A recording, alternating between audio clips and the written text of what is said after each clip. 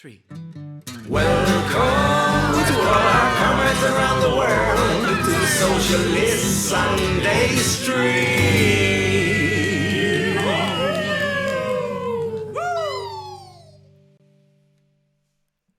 Hello and welcome to a very quiet Socialist Sunday Stream. We had some stuff going on, right? I don't know if anybody's listening. Are you people out there? Can you hear me and all the usual jazz? I hope y'all can hear me. The 2 or 3 of you, Anyway, if anybody's out there or you're watching this recorded, welcome to the Socialist Sunday Stream, very lonely edition. My name is Javi. I run this channel called Cuñado de Izquierdas, where you're probably seeing this. And tonight we had a guest never confirmed. And as some of you know, yo, World to Win! Thank you for showing up, compa. So cool to have you. Anyway, you know, Paul is undergoing... Hola, Laura Lancaster. Paul is ongoing surgery, and we send Paul a big, huge, enormous hug through the waves. And hola, Kathrin. He's all right. He's ongoing some little complications, but they have his back. Those wonderful Irish doctors are working on his stuff. So he's gonna be fine in no time. It's just very annoying, you know. He had this condition, so he's gonna be fine. We're in close contact with Paul, and we're sending Paul so much love through the waves, and speedy recovery, and going back to editing that new video that he's got incoming new video, if you know what I'm saying. Anyway, tonight I'm on my own. I have this colorful, wonderful, fruity... Yeah, it was appendicitis. It sucks. But, you know, it's under control. Operation did well, so they just want to make sure the stitches are okay and everything is good. So he's under observation. It's just... sucks. You're damn right. Solidarity with Comrade Paul. Speaking of which, solidarity, today I recorded a little, unscripted piece about solidarity with all my compas from Ref Team. I just joined Ref Team. I was accepted into Ref Team. I was invited to join Ref Team, and I was like, hell yeah, I'm going to join Ref Team all the way. So there's that. And, yeah. So I was here, just playing guitar a little bit. And I was thinking...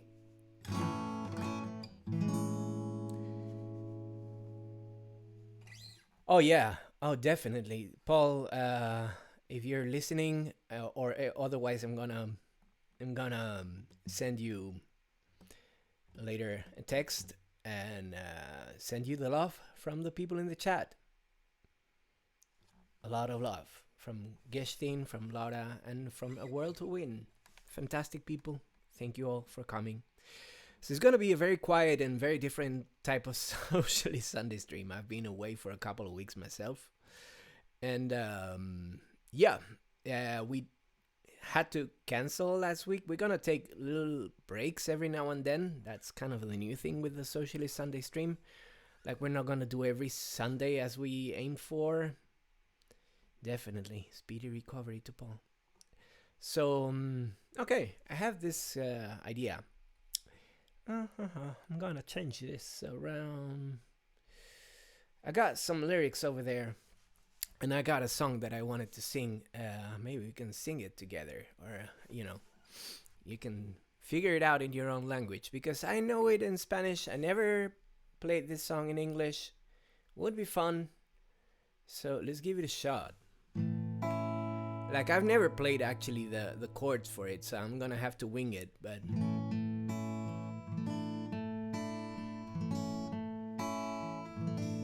Oh, Dismal Saturnian, thank you for catching up with us live.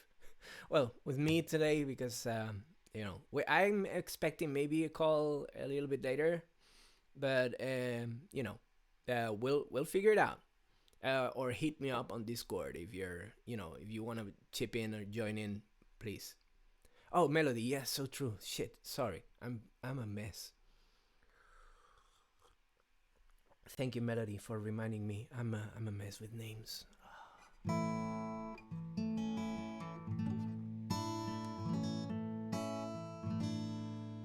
Arise, you workers, from your slumbers. Arise, ye prisoners of one. For reason in revolt of thunder. And at last ends the age of Kant. Away with your superstitions, servile masses, arise, arise. We'll change henceforth. We'll change henceforth the old tradition and spurn the dogs to win the prize. So comrades, come rally at the last fight. Let us face the international. Unite the human race. So comrades, come rally, and the last fight. Let's face. No, what's let's face the international. The international unites the human race. Yeah, more or less. I think more or less. I don't know if you know the song. Hey, Lorca Nagel, what's up? Bienvenido, compa. Oh, bienvenida.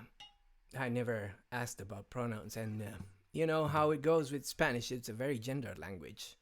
We're making up this bienvenide, this neutral gender. We're making it up as we go. Like, we're trying to change the language into more or less more gender diverse way. But it's tricky because languages, you can't change them like that. It takes a lot of cultural push. So we're working on it. All 26 verses. Let's go for it. Oh, there's like a lot of adaptations, actually. Charles H. Kerr translation from the original for the IWW songbook. Ooh. Yeah. Ooh. Oh my God. So many. Okay. Let's go to the second, though. No more deluded by reaction. Only tyrants will make war. The soldiers too will strike the action. They'll break ranks and fight no more. And if those cannibals keep trying to sacrifice us to the pride. Where was I? To the pride, right? They soon shall hear the bullets fly. We'll shoot the generals on our own side. So comrades, come rally, and the last fight let's face the international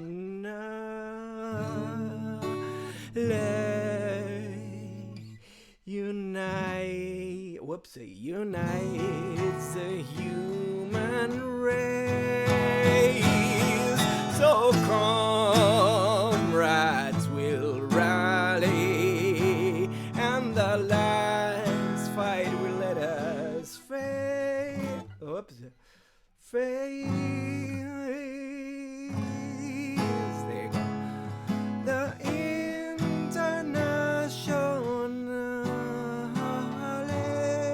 unites the human race. No savior from our high delivers.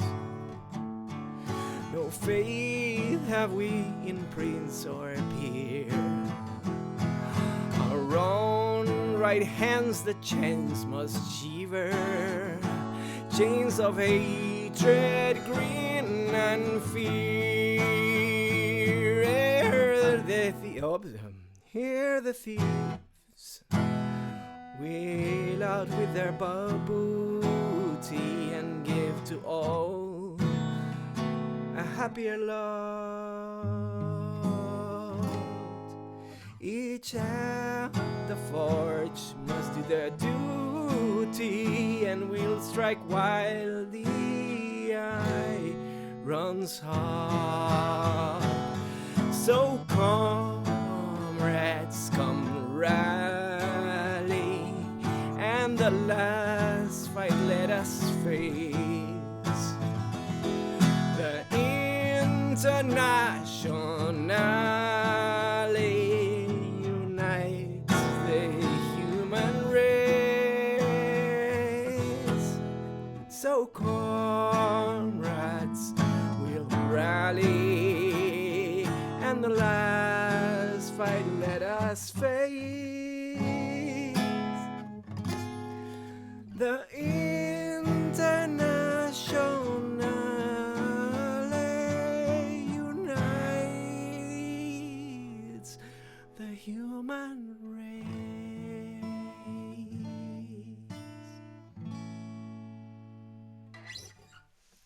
Yeah, I think it went a little bit out of tune and everything, but there you go. That's more or less my first ever take on the internationality. What's going on in the chat? Ah.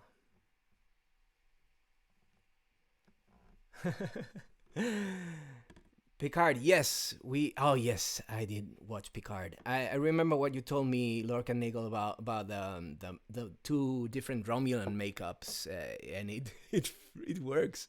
It's fantastic. You're right. It was spot on. Picard is the newest Star Trek that is happening on whatnot, the Jeff Bezos bullshit platform right now. And yeah, what a great start. It's very promising. Like it has like politics. It looks like the Federation is under Trump. They have like I think the synthetics ban is a little bit of a metaphor on 9/11. But anyway, what else is? Yeah.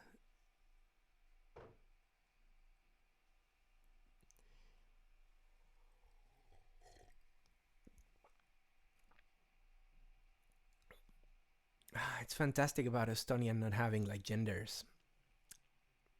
And yeah, Russian is very gender as well. I think so is kind of Polish is a little bit like that too.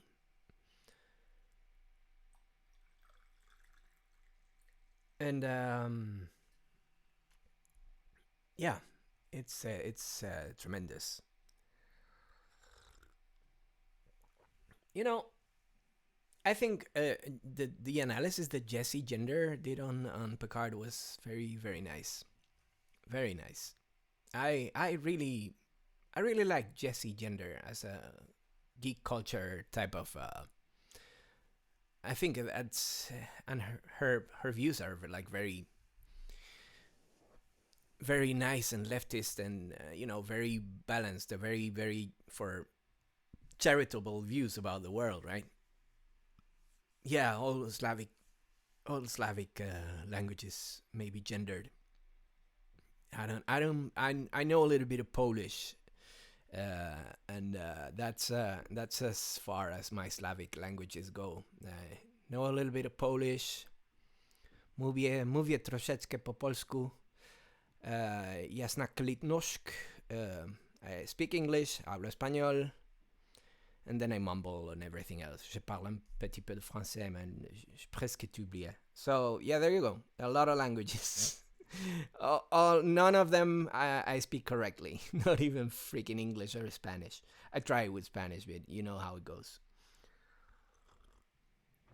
Actually, I should pull up the International in Spanish. You want to hear the International in Spanish? I don't know.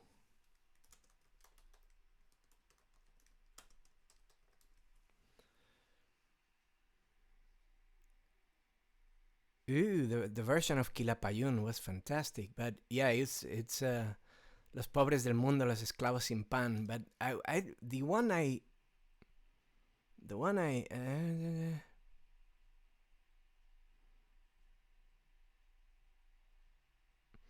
yeah, and the Socialist and whatnot. But I think this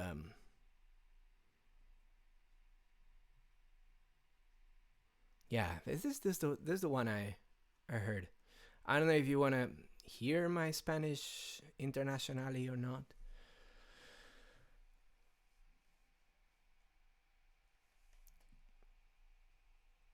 Yeah, Poland is fantastic. It's a pity they're suffering under that shitty government right now. That peace, they're actually peace.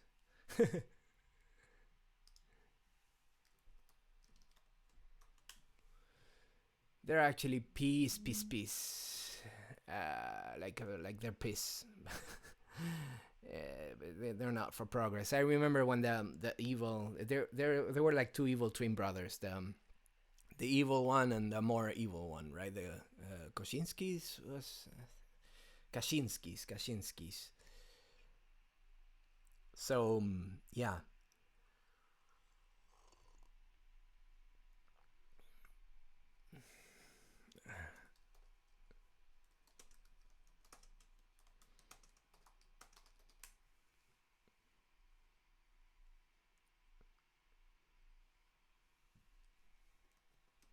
Oh, we may have a call. Cool.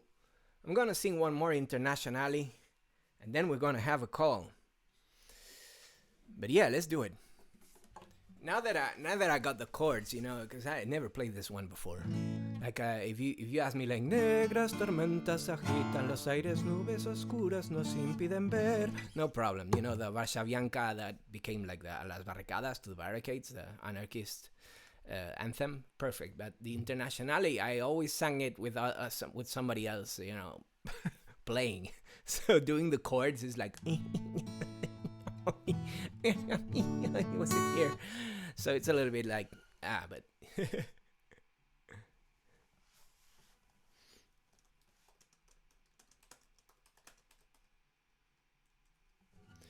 so yo, let's try it. Arriba, parias de la tierra, en pie famélica legión. Atruena la razón en marcha es el fin de la opresión. Let's see, we have a call. Fantastic. Let's see. Hello, hello, hello. Hi, how are you? Hey. How are you, Javi? Not bad, not bad. Let me try and share the screen. You on video? No. You're muted on I video. Don't worry I about it. I could be if you want me to. Only if you want to. I'm super cool. I might not today. Yeah, no worries. So, I don't want people. Oh, I don't want anyone to watch me like awkwardly eating this bagel. So oh, fantastic. I'm having a sip of tea. So, no problem. Don't worry about it. Whatever's more comfortable for you is for me to change like the scene. So anyway, welcome, Mel, to our overdue chat. What up? How you doing? good.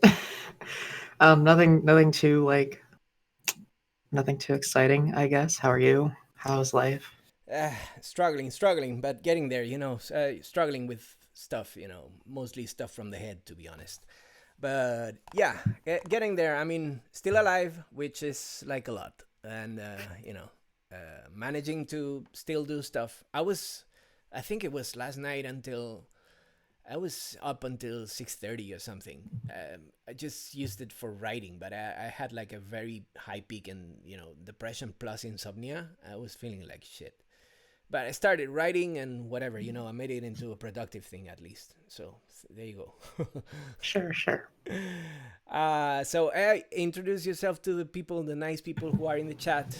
Because yeah, there you go. Guesting just happened. Okay, yeah. I don't really have like a really big introduction. So basically, my name is Mel. I am a leftist. If I were to get myself a tendency, I lean Marxist-Leninist. I was born in Korea, so a lot of the things that I talk about, a lot of things that I care about, usually have to deal with like East Asian politics, East Asian like geopolitical politics, and just LGBT rights in general. Just more or less just talking about like the ethical humanism and leftist unity. We don't really have a lot. I guess you could plug my Twitter if you want. Yeah, sure. Sure, I'm gonna link all the people to your Twitter. I'm gonna get the link right now. Let me see. Link you to your profile at Marx Moon Yo Wang. I'm gonna how do you here profile You're copy. good. You can figure it out. Yeah. You're better at this than me. Well, what can I say? I mean, I'm an Xer, so almost boomer from 1975. So there you go. So Yeah, you've been in here a lot longer. yeah, a little bit. We've like talked off and on. Sorry, that was really loud. Yeah, we've talked off and on for a really long time. Devs. Uh, we've never really like had a chance to like sit down and talk. So, Fantastic. what is so? There's a lot of shit going around, Oh like yeah. left Twitter and like left spaces with like Bernie. There's also the outbreak that's happening in China right now that is now a global sort of infection or whatever you want to call it. Yeah. Um, there was the Vosh debating Sargon. Like I don't know. There's just a lot of weird drama-y sort of things happening that I'm just. I feel like we were getting. I feel like we get distracted by a lot of this, Yeah. and Yeah. we like chase clout tokens over like weird drama. Yeah. Like, like I don't. I don't have any sort of beef with anyone in like BreadTube or any sort of leftist in general. I mainly have issues with us not like being on point to the things that we need to start addressing. Yeah. I hear you. Like if Bernie, There you go. I can hear you now. I don't know what's going on with Discord. It seems to want to fight my. But yeah, you were saying about all this absurd drama and your worry being like more like addressing what we need to do now with things, right?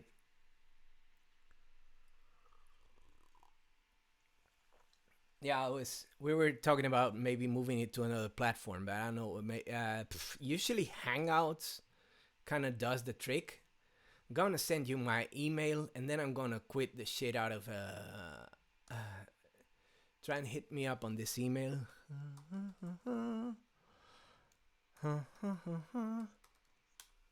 Yes, yes. Where's okay? We should be, but we're not actually. I didn't see any image. Ah, it's weird. Let's try and start streaming and see what happens. Sorry.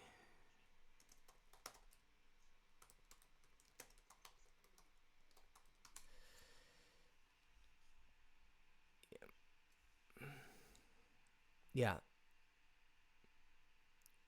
Yeah, but look at that. I can see myself typing now, so I don't know. Let me see. Studio. Do, do, do, do, do, do.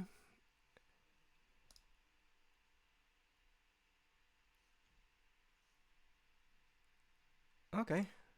There you go. We're back. I think. Are we back? People in the chat, let us know. Let us know.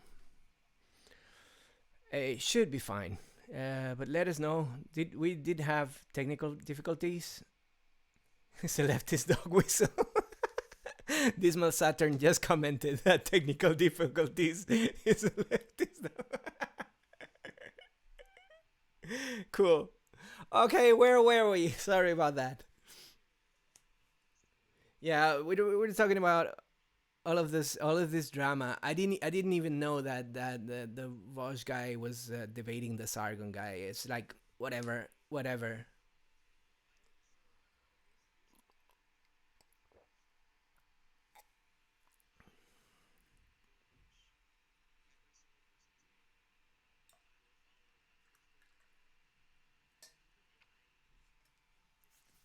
Hmm.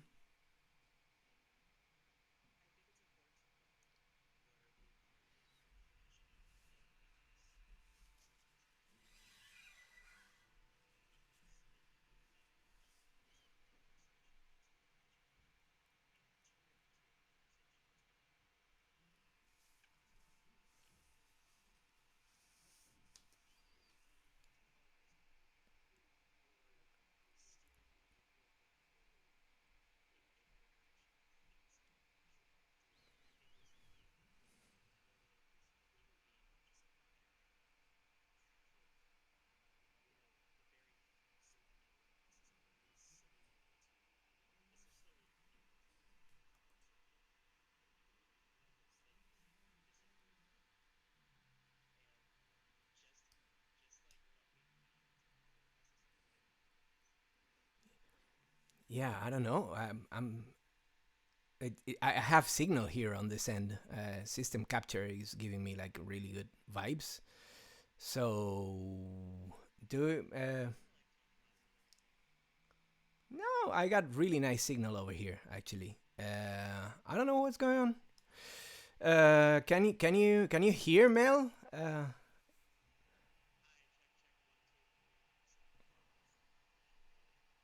Yeah. Woo. By the way, hola Nacho.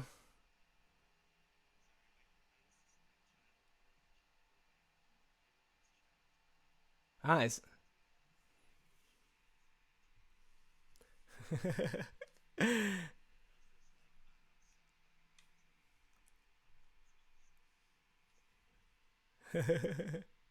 cool.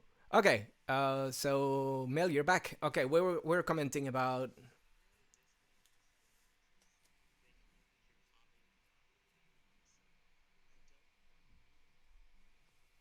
No, no, you're not muted. I can hear you very well. It's very strange. Okay, I'm gonna redo system preferences, multi-output device. It's working. Yeah, it's receiving the signal and everything. Okay, wait a second. I'm gonna press stop streaming and repress start streaming. Okay. Okay, try and say things to us. I don't know. Can you hear Mel?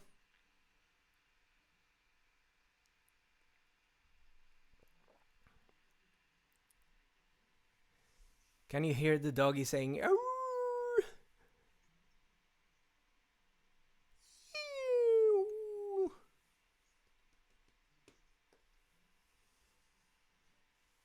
Psychological things. I'm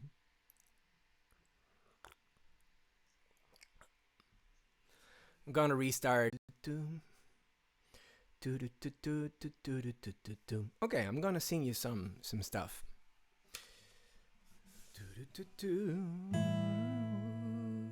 La la la la la la la la la.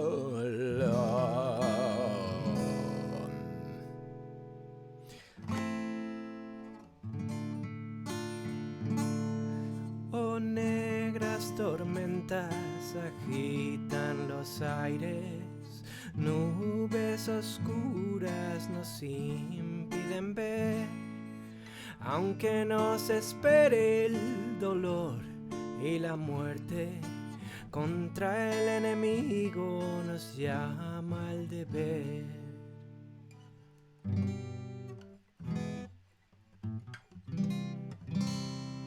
El bien más preciado es la libertad. Menor. Hay que defenderla con fe, fe y valor. Digo, alza la bandera revolucionaria que del triunfo sin cesar nos lleva en pos. Alza la bandera revolucionaria que del triunfo sin cesar nos lleva en pos. En pie el pueblo obrero a la batalla. Hay que derrocar, hay que derrocar, cara la reacción, a las barricadas, por el triunfo de la Confederación, a las barricadas, por el triunfo de la Confederación. And I'm already like thinking like, okay, I gotta fix this. I'm gonna go to the preferences of the other thing. How do you call the preference for the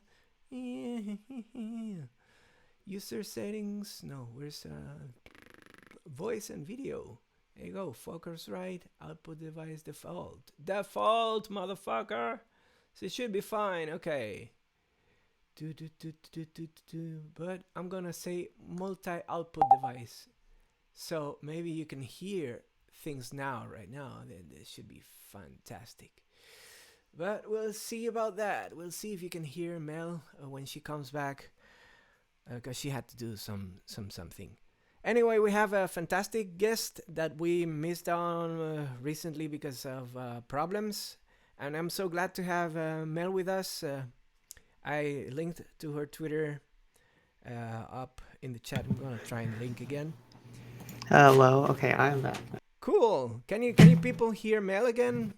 I think we're gonna try this one more time. Yeah, I did some adjustments on the Discord thingy, so it should be fine. Can you hear Mel, people in the chat? Nice. Yeah, you can tell me if you can't hear me. It's fine. Cool. Do you get like any feedback or anything? No? I don't think I have any feedback, no. Cool. Everything is should be working properly. We need just... Oh, yeah, El Sinistro says that yes. Okay. Holy shit. Finally.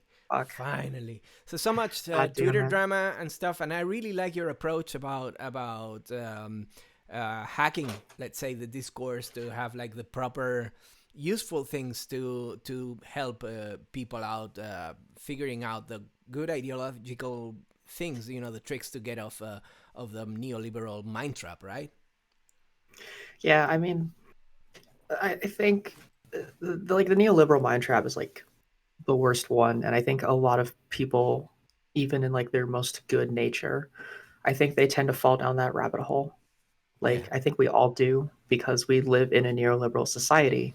Yeah. Like it's you have to play to those strengths and you have to play to those prerogatives in order to be successful. You have to co-opt the things that like it's embarrassing, but like a lot of people have to play the game. Yeah.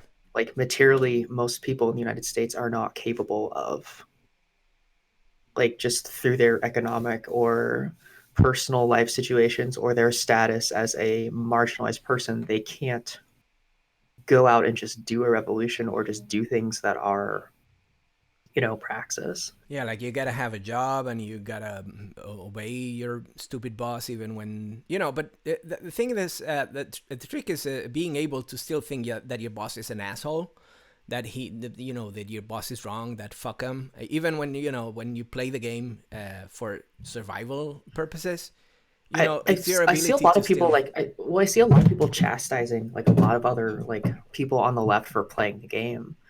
You know, like purity, like this, like we are going through like this really interesting trend with purity testing.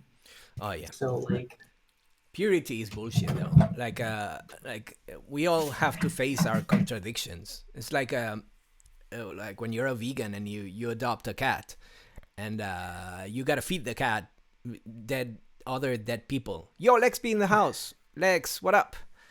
So highlights. so when you're like you gotta feed your cat or other dead animals, from other species, and Yeah, because your cat it's is a like it's carnivore. So what do? You yeah. save the cat, or you those are contradictions, and they happen every time. They happen in our society. So what you do is we have to change the culture and change the narrative over time. And like it takes work and you can't burn bridges because one person fails your purity test. Like it's so weird that people are willing to sit on Twitter for hours or sit on an online space for hours and complain about purity testing. But like when you actually are out doing real praxis, you don't really care if the person next to you is like a Demsuck or a Marxist Leninist or like an anarcho. You just like care that they're willing to help you accomplish a goal. Like I don't know why it's so hard to get Twitter to realize that.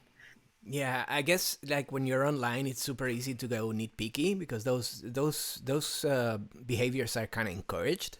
It's like you get a dopamine burst when you Yeah, and dunk on someone, and it sounds really stupid. It feels like this is a conversation that we have all the fucking time. I'm pretty sure there's people in this room that I do notice that I remember having conversations with that we've had conversations about this, and it's like, and this was like months ago. Um, yeah. I think I like told a world to win how much I like hate X discourse. And I think I bitched about it on a stream with Lex before. So like I mean it's things that I've said before. I haven't ever broken from my position of feeling this way. I've always felt that it's like I wish we could use Twitter as a place to educate and spread knowledge and awareness without it being like this strange ideological purity testing. And I just don't think we'll ever get there. I hear And you, sister. I have a lot of I have zero faith in Twitter. I think Twitter is a tool that we should use, but I mean, we can. I'm working on it too. We're some of us are like working on it. I usually, if I'm gonna type something that is like argumental or whatever, I just don't type it. But if I'm gonna type something that is supportive, I just type it, and I just read all the bullshit. And one of the things that is problematic about Twitter or about online forums in general, I think it's like the discussion is public, like everybody pitches in, and people are not consciously or unconsciously addressing the issue with the other person who is actually making the argument, but everybody's talking to their audiences, to the others. Everybody's trying to perform for others. So and I don't really care about performative politics. Like that's bourgeois decadence right there. yeah, Like to perform those politics and to be an aesthetic is the absolute like definition of neoliberalism. Like performance over function. yeah, Um it's you can still do praxis and have an aesthetic. You just don't make it about the aesthetic. Yeah. Yeah. Like propaganda is different About your than fear of looking like you're not smart enough, your fear of not looking like you're good enough, you know. yeah, I don't really care about that shit. Like honestly, like this is my take, and I feel like other people have said it before. I'm just gonna say it again, man. I honestly like I hate neoliberals more than I hate like fucking neo Nazis and chuds. Like they're like those people are not my like I do not love those people. Are they But not you those? can Are they not like two sides of the same coin in a way? no, I don't think so. Like the interesting thing about chuds and like neo Nazis is like they at least have rational arguments, Yeah. like to into their worldview. So like materially, where they're coming from, there's a lot of it makes a lot of sense in their mind. Neoliberals, whenever they argue a point, it's always this ambiguous, vague, centristy, not really for it, but not really against it, and they're not really thinking contextually like about what they're saying back to you. So Yeah. you get into these like stalemate arguments over semantics. I've gotten into arguments in real life with people that were like, well, because I would talk about like the IRA or something, and they're like, well, the IRA is a terrorist organization. It's like, okay, well, like, what is your viewpoint of terrorism? And then they'll like read me the Webster dictionary definition of terrorism, and then we just go on this like tangent. I'm like, why are you morally grandstanding? You're not realizing that these people are doing something for the liberation of their country, and the first thing you go to is they're terrorists, so that means they're bad. And it's like, what conversation are we having right now? Like these are things that happen in real life all the time. I think it's a lot harder. But it kind of happens with Nazis too. Like they move the goalposts. It's just Yeah, becomes a little bit more meta. That's maybe but the they at least, difference. yeah, but they're at least like super meta about it, and they don't like hold back though. Like Yeah. they stand, like liberals really love to like shift, like they love to shift the goalpost around, and they love to move it, and they love to elaborate on points that don't have any sort of like substantial like substance, but they just want to feel right because they called you out on something. Yeah. um yeah, and your guest, your person in chat is right. Like it's just like class consciousness is something that a lot of like America, and I would say this is like strictly like in the United States because that's where I'm from, but like a lot of Americans don't really understand like class consciousness. um I don't want to argue about if the IRA are terrorists or not. I Come on, mean, get out of here with that. that's the thing. Somebody's terrorists are other person's heroes. Like Yeah, it's that's why I don't like that. Like, if you want to say like the dictionary definition of terrorism, yeah, we could call the Irish Republican Army terrorists, but like people in Ireland, especially in Belfast and Northern Ireland, don't feel that way. Like, you can't just like go into Ireland and tell them. and if you know if causing like terror in civilian population is the definition of terrorist, then every war since Oh, World War yeah, I One second that. is an act of terror. Everyone, Yeah, all of I it, second that. all of those. Yo, So yeah. So someone said in chat like neoliberalism and eco-fascism are like the biggest enemies at the moment. Like, yeah, no, I 100% agree. Like, hard agree. Um, like the chuds are bad, but the chuds like just are doing chud things. Like, yeah, it's fine. But like they're honest, right? that, yeah, they're honest. Like the Thatcher-esque, like Reagan-esque neoliberal policies that have been in the United States and the broader part of Western Europe, and just like this weird eco-fascist narrative of like we have to eliminate certain people, Yeah, um, the and overpopulation kill certain bullshit and all groups. that. Yeah, it's Yeah. like it's fucking ridiculous. I hate it so much. Like, did you hear? I don't know if anyone heard. I'm pretty sure it was on Twitter, like social media, but like Jane Goodall like sat at Davos and talked about how like, man, would it be cool if we went back 500 years when we had just less people? Why don't we just run the world that way? Like some like Ant Prim shit. Like what? Oh God, it was really bad. Yeah, I hear you. I mean, Davos and all those summits are like the ultimate jerk off for powerful people. Basically, they're just having a party and Why did you? Wait, what? Why am I equating neoliberalism?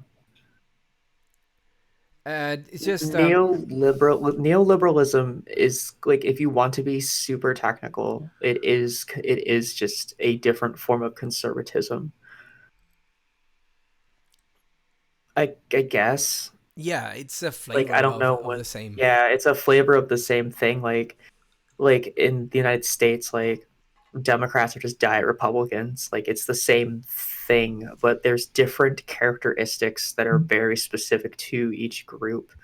So, like, for example, like a conservative in Texas is going to speak the same rhetoric as like, say, like a, I don't know, like a Silicon Valley nerd in like San Francisco. Like, they're going to The speak the same talking points. free market bullshit, Yeah. those Yeah, beliefs. they're speaking the same language, but it's flavored differently. Yeah, the One market would regulate itself, but let us overthrow Salvador Allende in Chile and so on. Yeah, it's like, it's the same thing. These are just like I said, this is just like terms. Like, this is where we're getting into, like, I don't know, like, the person in chat was like basically saying that, like, this is where we're getting into terms. Could this be like a very meta itself? Like, what's the definition of neoliberalism? I don't, yeah. We're arguing with neoliberals. Sorry, it sounded fun, but Are you talking yeah, about like classical liberalism? Are we really gonna go there? I do not want to do this. yeah. I mean, we're not gonna hang up in definition. The thing is, What do you, okay, Reaganites, Thatcherites. Let's keep it at that. Yeah, yeah, okay. If you want to be very, very, very specific, yes, they are not the there same. are nuances, But but pe they but the thing is though, is the nuances are not important to changing people's minds who are already liberal or conservative or apolitical. Like, they don't care about that. I'm not gonna walk up to someone who's indecisive about politics. I'm going to tell you that, like, your ideology has failed you. My ideology will help you. It's not about like they're the same thing. Like, we can have these conversations with ourselves because we understand the nuances contextually, but like, it's pointless to argue. Yeah, I mean, I'll go with anything that David Harvey says, to be honest. But yeah, no, David Harvey's a brilliant human. But like, that's what I'm saying. Like, I'm like, this is what I'm talking about. Like, I don't want to argue semantics with people. I yeah. don't care. We need to figure out solutions, not Like getting hung up I'm in. just I'm just pointing out that these are things that are prevalent in like the part of the world that I live in. Also, I don't know if anyone knows this. It's it's not conservative by definition, but it tends to lean conservative just based off of how it's happened in the West.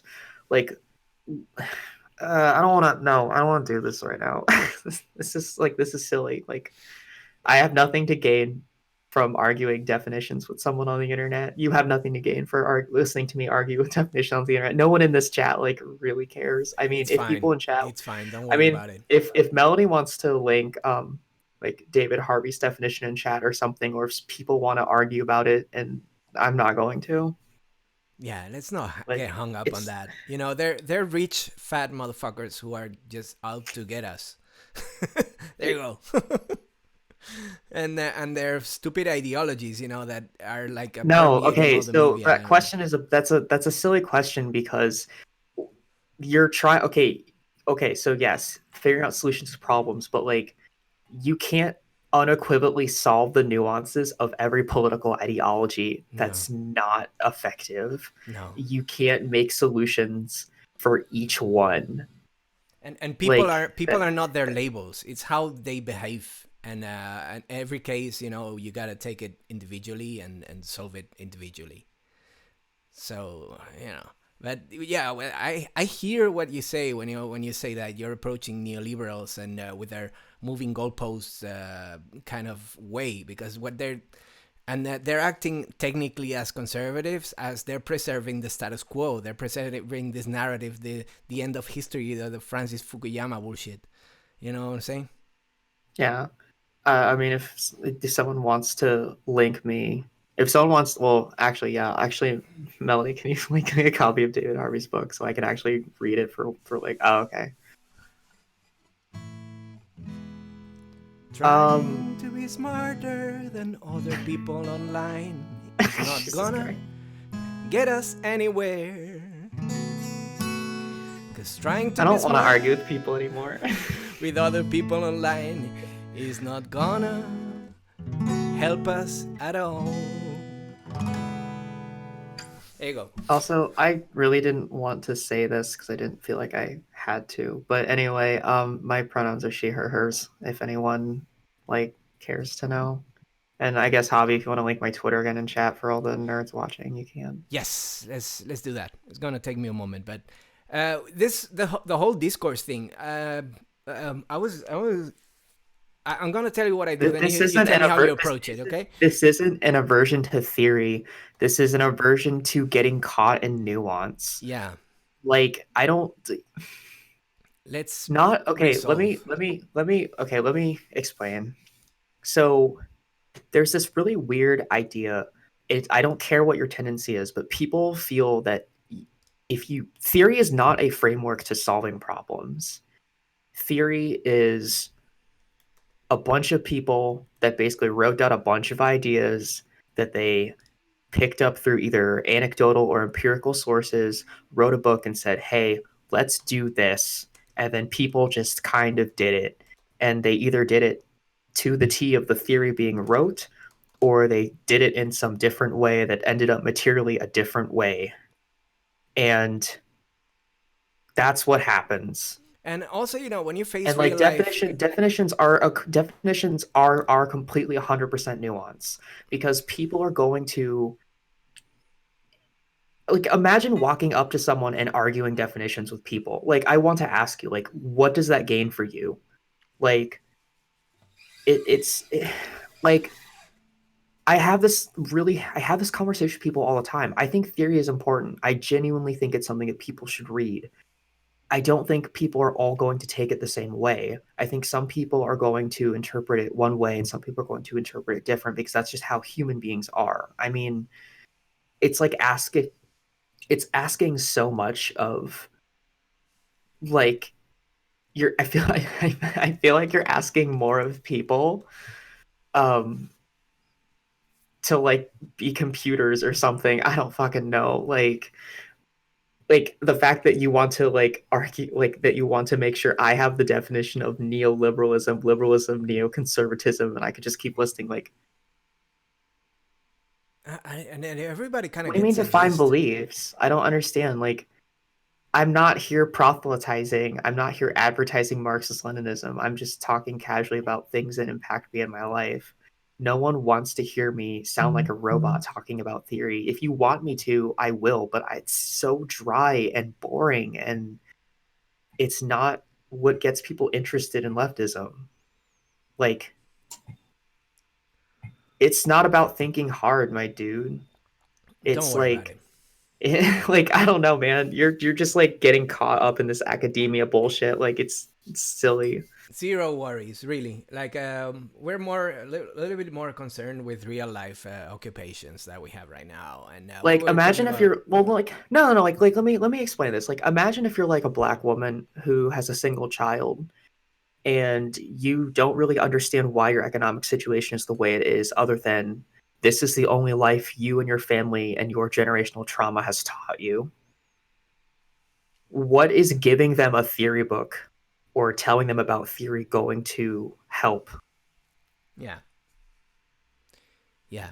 I mean, it's important. Like there's a very rare chance that that person has enough nuance or context or education to interpret that sort of rhetoric into something constructive, but not everyone can. That's not anti-intellectualism.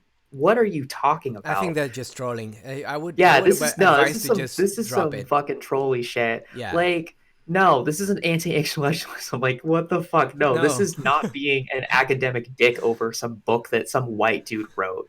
Like, I don't give a fuck. Like, 90% of like 90% of econ books are written by a bunch of like old white dudes. I don't like. I'm a person of color. I don't give a fuck. Those people do not affect like my material conditions like in the slightest, other than the systematic imperialism and oppression that they've done to me. Like, You're reaching some fucking shit, my dude. I'm sorry. I will straight up fucking call you out on this goddamn stream. I will fight anyone. Yeah, don't Like worry I don't about know it. what. Don't worry about it. It's important to know Are theory you and like okay? stuff. So I want to ask Brenda a question. Are you a person of color or a marginalized human being?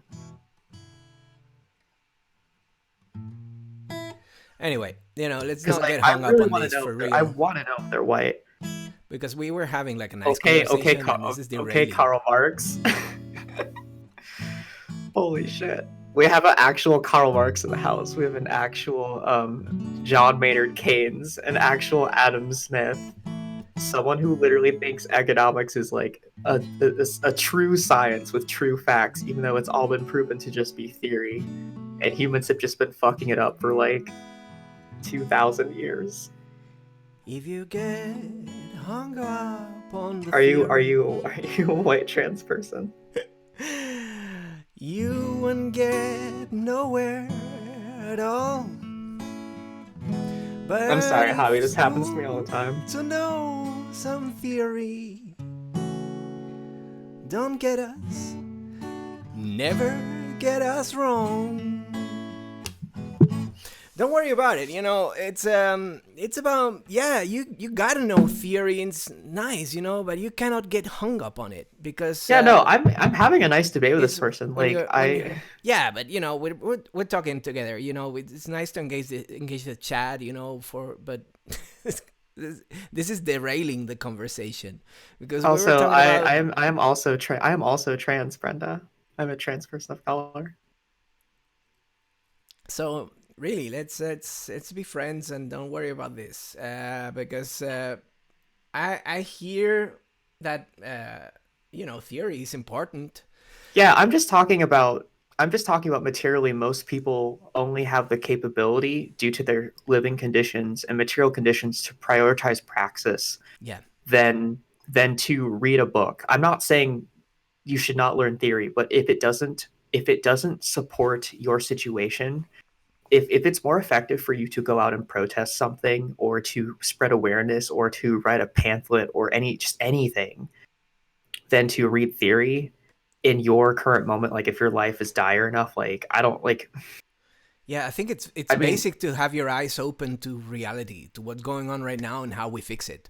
but I don't think reading theory I don't think not reading theory is a solution. I fucking hate that too. Like I'm not.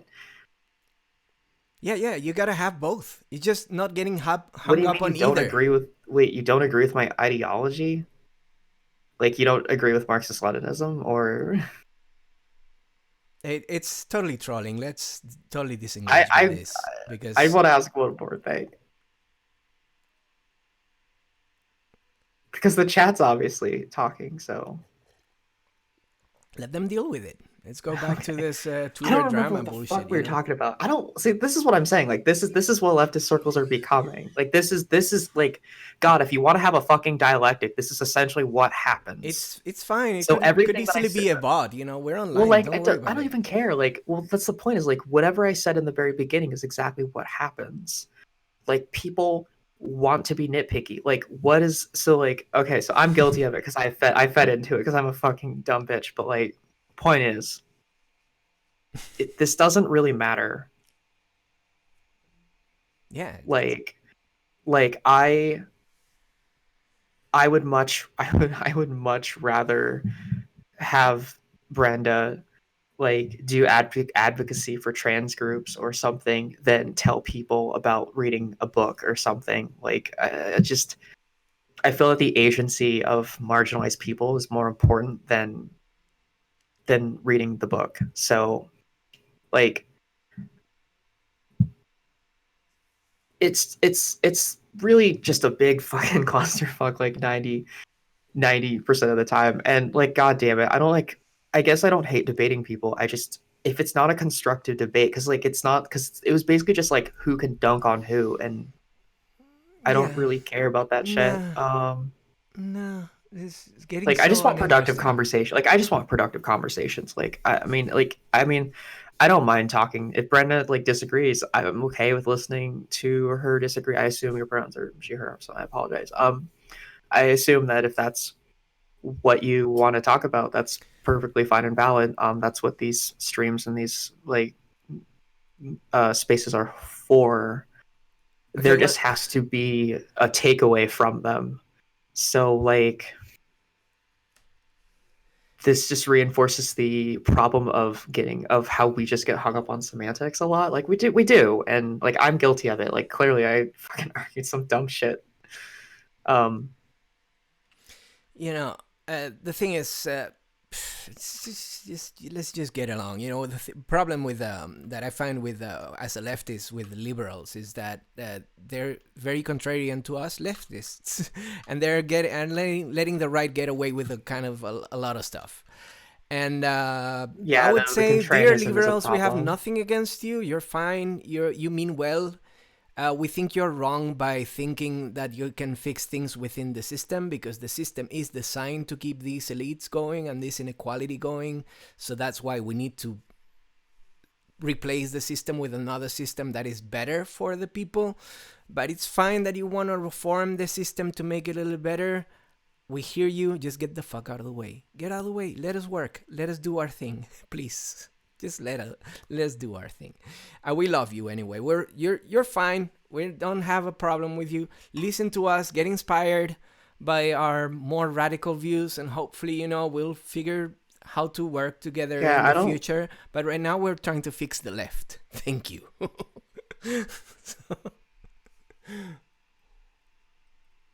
Oh, okay. So I want to answer Brenda's comment. Like, I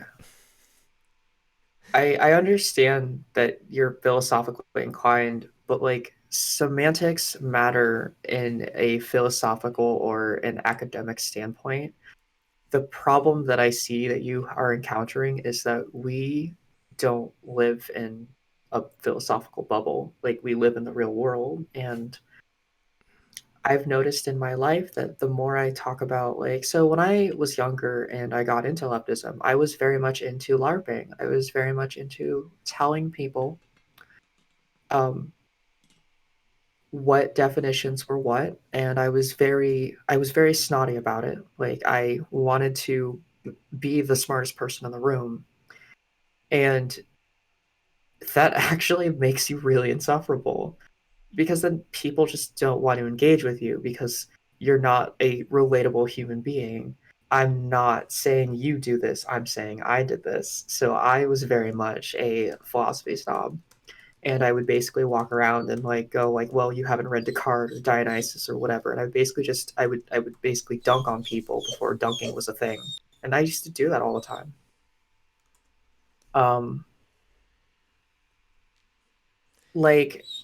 And I just learned over time that people react to socialism or any sort of leftist rhetoric when you're just, I don't want to say aloof, but silly about it, I guess. I don't know. I know theory pretty well, but I have a very sort of fluid way of talking about it and relating it back to people.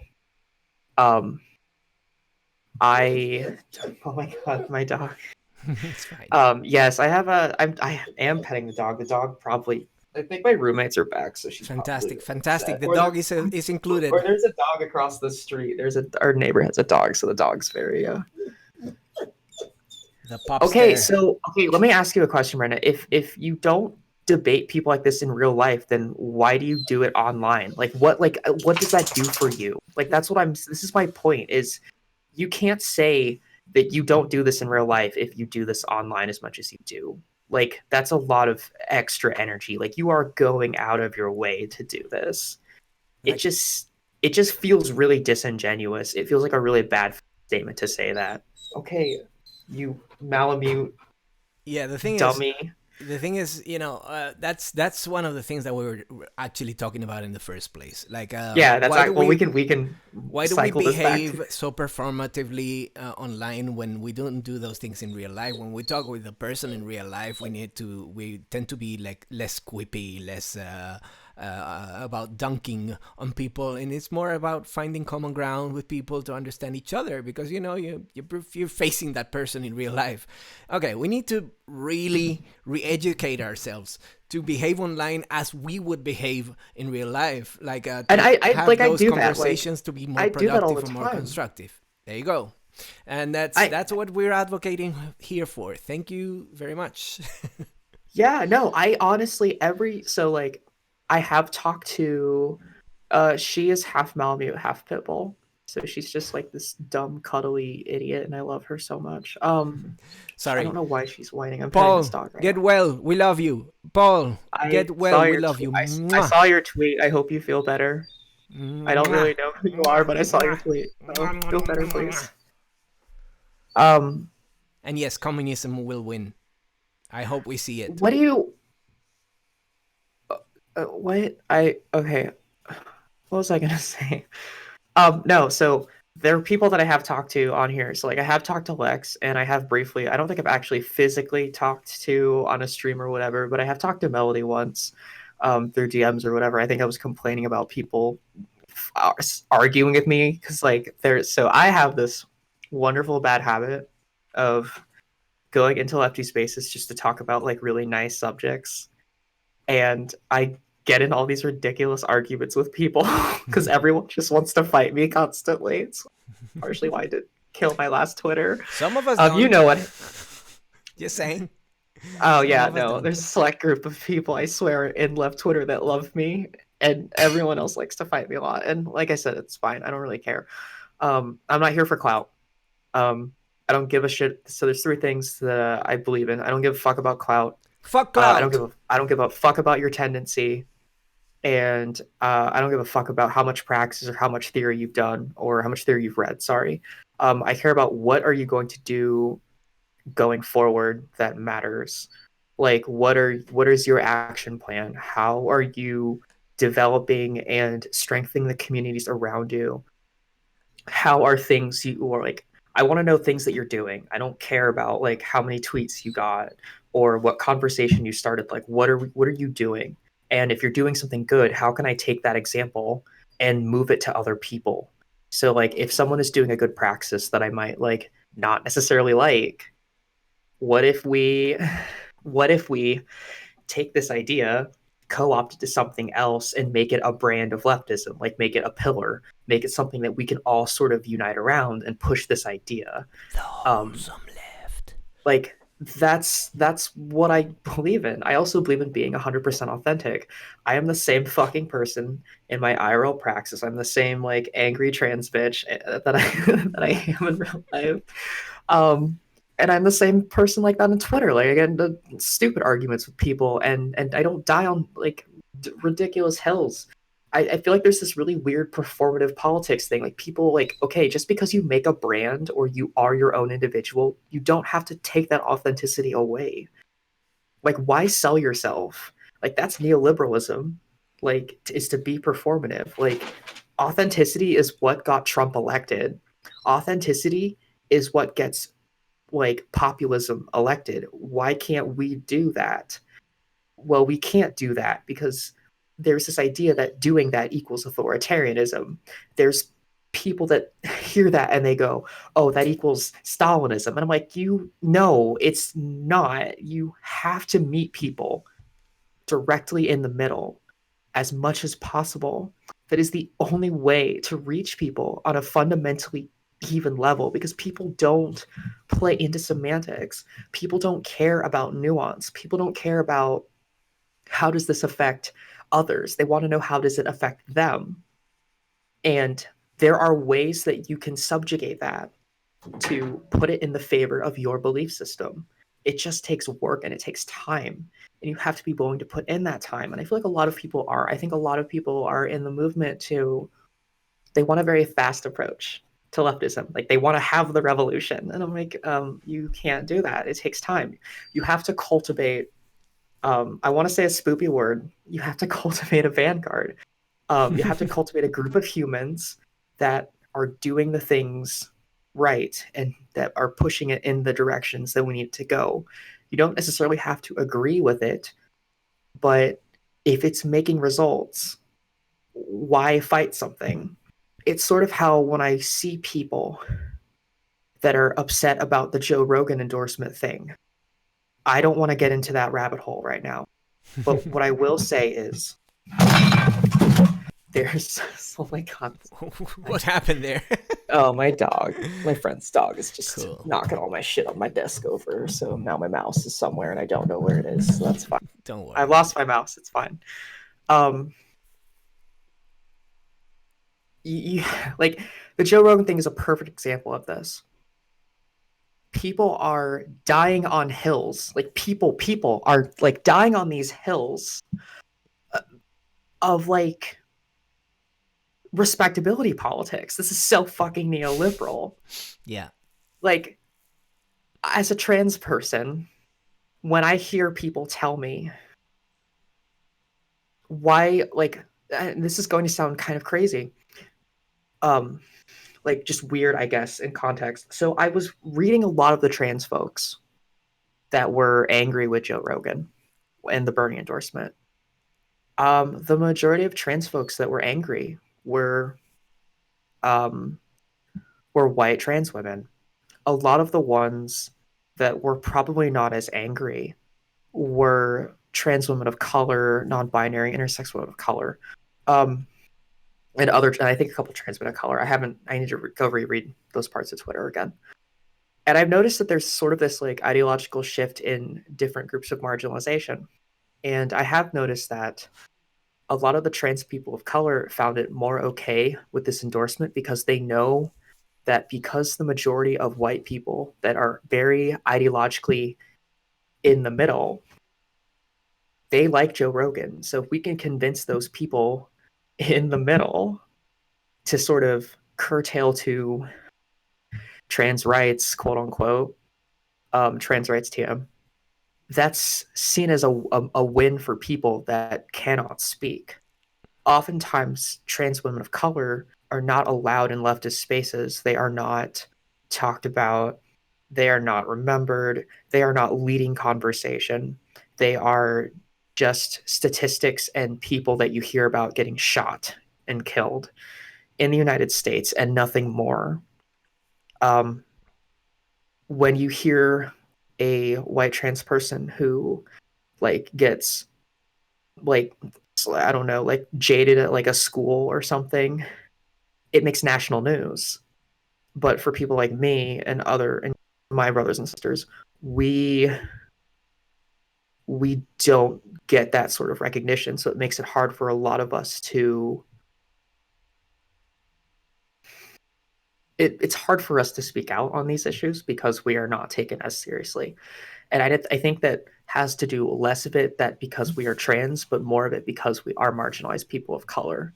And our voices often in these circles are not taken as seriously because of just like institutionalized racism and colonialism and all of that kind of stuff. So, I mean, it's a very complicated patchwork of issues. And so I find this dichotomy like between groups of people really interesting. It kind of goes to show that a lot of people have a lot of decolonization that they have to do, and there's a lot of other things that people have to slowly start working on to like be better, if that makes sense.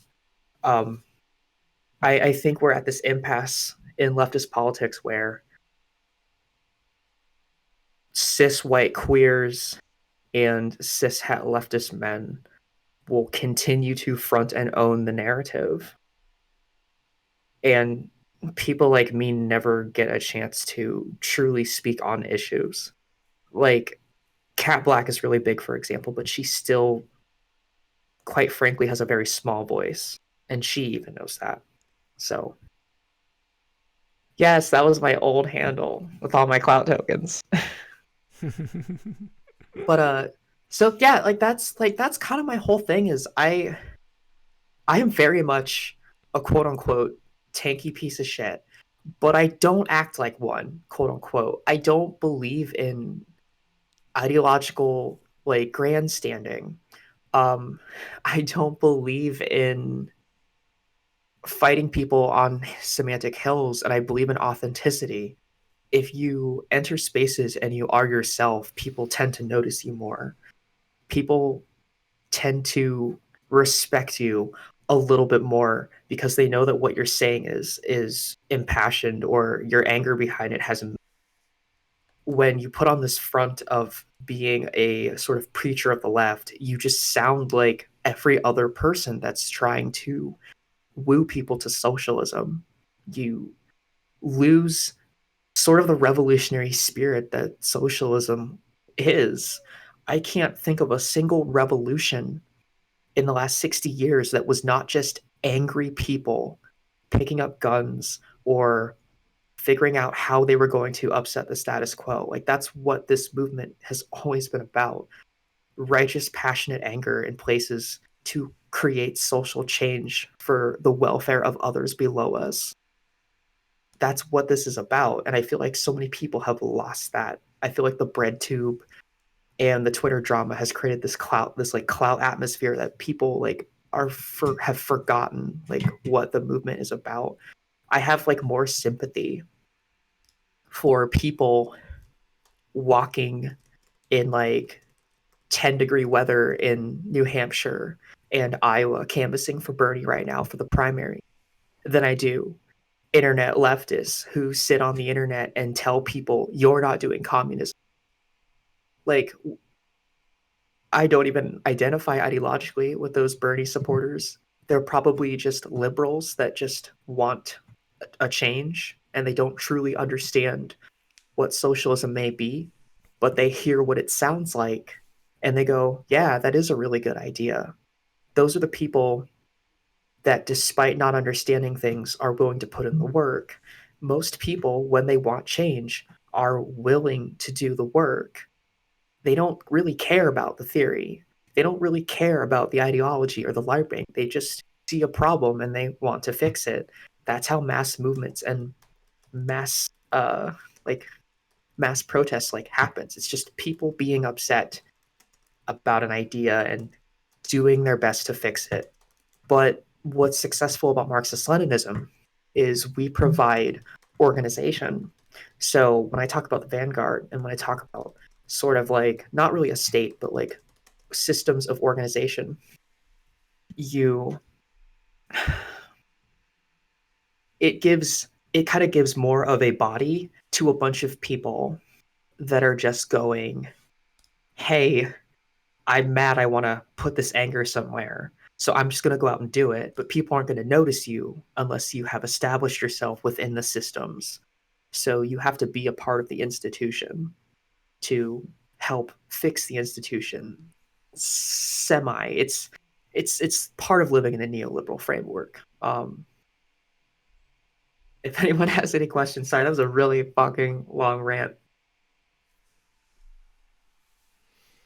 Yeah, no, but I hear you. I mean, first of all, why aren't we best friends already? Because your approach to leftism is like perfect. This has always been my approach to leftism, and people don't agree with me. Like, internet armchair Marxists don't agree with me. Neolibers don't agree with me. Neo Nazis certainly don't agree with me. But like, a lot of big bread tube doesn't like my rhetoric either. So Their problem, right? I mean, I'm a very we're on the small right person. path. Okay, I'm a very small person. Like, I do things in real life. Well, And I do things online. I do things both ways, and I do it the same way. I talk to people the same way. I don't like this idea of talking like we need to stop punching up and punching down. I don't give a fuck about dunking on Sargon. Who cares about that piece of shit? Let him die. Stop giving him attention. Like, yeah. fuck that person. I mean, there Also, should be some people that will do it and they will do it right, but not everybody has to. If you know what not I'm everyone saying, has to. it's If a lot of someone's us. really good, okay, let me say this. If someone's really good at dunking on leftists or like other like not leftists, but like someone's really good at dunking on people, just let them be the honorary dunk master, and that's Yeah, all they do. yeah. Not Like, everybody don't has like, to be there. yeah, everyone just like sees the dunk and they're like, oh, I got to do it too, and I'm like, no, honey, no, you don't. Like, you don't have to. Um, and then we need to stop punching up. Like, we need to stop fighting people. Like, you boycotting like a corporation isn't going to do anything. Like, if like if you boycott like Nestle, what the fuck does that do? If you boycott like a small business, um what the fuck does that do? You're basically fucking over the workers that have no choice but to work for that small business because they don't have any other place they can get jobs. Maybe they're students. Maybe they're fellow comrades who know they have to work at this shitty small business and they, commit praxis by stealing from the small business. So you breaking their windows doesn't do anything. You have to meet people in the middle. And a lot of people are really failing to understand that concept. Like, it feels good to break windows of like corporations and it feels good to dunk on Nazis. But liberals don't care about that. They see it and they go, these people are crazy, TM. And then they go, well, the status quo is working.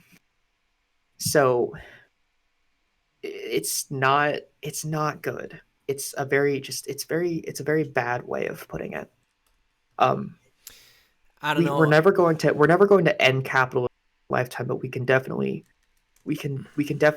slow it down um, by letting people understand that the system is not working.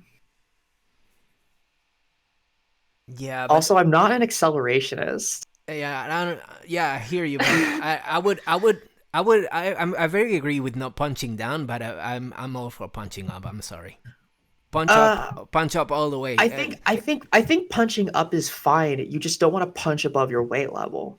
So what I mean by that is I think punching up is fine. We have to be careful what we're punching up. If we're punching up, we have to be effective, is Yeah, what I'm saying. So like if I'm gonna punch up at something, I want to make sure that it has it. People will feel it. People will know that this is a message that comes across. Like, because if you're just punching up and no one hears it, it's like what's the point? It's basically like skipping a stone in a lake. Like no one, or like no one cares about that shit. Um, I I guess like a good example of punching up would be deplatforming, problematic websites or people or things that are making propaganda that is bad. I guess like cyber warfare, things that Anonymous does. I guess that's a good punching up. I'm still very privy on the idea of punching up because I don't think we have enough. I don't think we have enough presence socially and physically and yeah, I hear you. There's not like enough of us punching up. That's why it's like very good practice. Like we need to keep going and see if more people join us eventually. I would be okay with punching up if we like all did like a massive world proletariat like general strike. Yeah, I would be pretty much okay with that. Like but if we were like advocating for like a general strike, I'd be completely okay with like punching up to every business. But we have to have people to do that. We have to have lots of like just organization before we do that. yeah, But I do agree. Like I guess I should have clarified my position on punching up. I don't think it's worthless. I just think it's we have to we have to very much pick our battles. yeah. But you learn how to do by doing. So in a way, if you make like an action and it doesn't have like a lot of effect, maybe the next action you can make it bigger, you can make it better, you can learn from Yeah, the I mean, experience and so keep going, keep Melody's going. right. Like, I think that we are kind of at this idea where we abstractly think of everything against capitalism. Like, we like to call everything a praxis. So, like, like if I jaywalked across the street to go steal a pack of gum out of a 7-Eleven, it's praxis. Um, as much as I love that, and as much as it fills my heart with joy, and I love the LARPing, Yeah, that it's is nothing what a if lot. it's not That collective. is, yeah, that is what a lot of people think leftism is. Like if a liberal, so like if I'm with a liberal friend and I steal something and I just yell glory to the Soviet Union and it's like I'm committing praxis right now, um like they're just gonna go, okay, what? Like what's this girl on? And like I said, you have to be careful. Like I think being larpy and having the aesthetic is great. I just think you Yeah, have to present it in ways that get people to sort of attract you to it. People in the chat are talking about Bernie. So Bernie is not perfect. Like I said, don't want to get too into it, but Bernie, if Bernie being the most unsocialist socialist is what gets people into socialism, I'm fucking here for it. There you go. Like that's what I'm saying. Like why the fact that people are turning their backs on him is like it's defensively like silly. Like you are willing to throw people under a bus because this is a human being, a man that's trying to that is getting people like I know people that hopped on the Bernie train in 2016 and now they are full-fledged Marxists. They are in the PSL, they do activism, they run newspapers, they're working on media projects. Like these are people that just they knew nothing. They knew nothing about it. Yeah, Um there are like two things operating in this case. Like one of them is, yeah, having Don Bernardo there on the mainstream media saying the word socialism is undoing decades of McCarthyism, if you know what I'm saying. Like this whole taboo on the word socialism and the word communism that was demonized by the media Oh, and I think communism and socialism will always be demonized because it's not just demonized from direct imperialism from the British and the United States imperialism, but a lot of it is hinged upon sort of like the world ideas of it. So, oh, this is a great thing I want to get into. So, I'm from Korea, and if anyone has been living under a rock lately, it is also the weekend of Lunar New Year. So like 5 countries and like almost a billion people celebrate this like celebration y thing. And coincidentally, around the time of Lunar New Year, there was a viral outbreak of a coronavirus, which is something that um, hangs. It's just like it's a virus that it's a family of viruses that exists in the SARS family, sort of. Um, Something like that. And this outbreak is so disease outbreaks like this are common in China. There is some evidence to suggest that because of the density of population and the position of the river valley just creates a very ripe environment for certain organisms of certain classes to mutate freely among the ecosystem. So this has always been something that's existed. And China has developed measures in their hospital and civic systems to deal with outbreaks. And despite Western interpretations of it, they're actually doing a very good job with what they are given in the situation. Um, you can't say it's worse than SARS when SARS has killed like 200 people. Like, how can you say something is worse than a disease that like what okay I don't okay what's I don't want to talk about this. But so Diseases suck, you know, and governments and people handle them the there's best they so can, essentially but what's happening is you China can't is contain trying a to virus. China is basically, yeah, there's also a lot of wet markets too. That's what I was getting into. Like it's there's a fuck ton of wet markets in China. So basically, yeah, like okay. But so we're saying all these wonderful things about wet markets and people living with animals, but people in the West do that too. Like people in the West have just as much contact with agricultural life as people in the East. There's a lot of like really gross food that people eat in the West, like fucking haggis. Like it's like considered by health officials like dangerous to eat, but because it's a cultural delicacy, it's still okay to eat, I guess. Um, there's just a lot of there's a lot of xenophobia coming out of China, and like I semi want to address that. It's really frustrating as someone from East Asia who who I can't go on like Twitter. And this is even like this is not even just exclusive. This is a lot of this is exclusive to like non-Asians. So like I saw a thread on Black Twitter with like 100K like retweets, and it was just filled with the comment section is just like filled with memes of people like of like lots of just like anti-Chinese, like, oh, a Chinese person like sneezes and it's just like a bunch of people running away, like bottom text, like just like really cringy, like quasi-racist shit.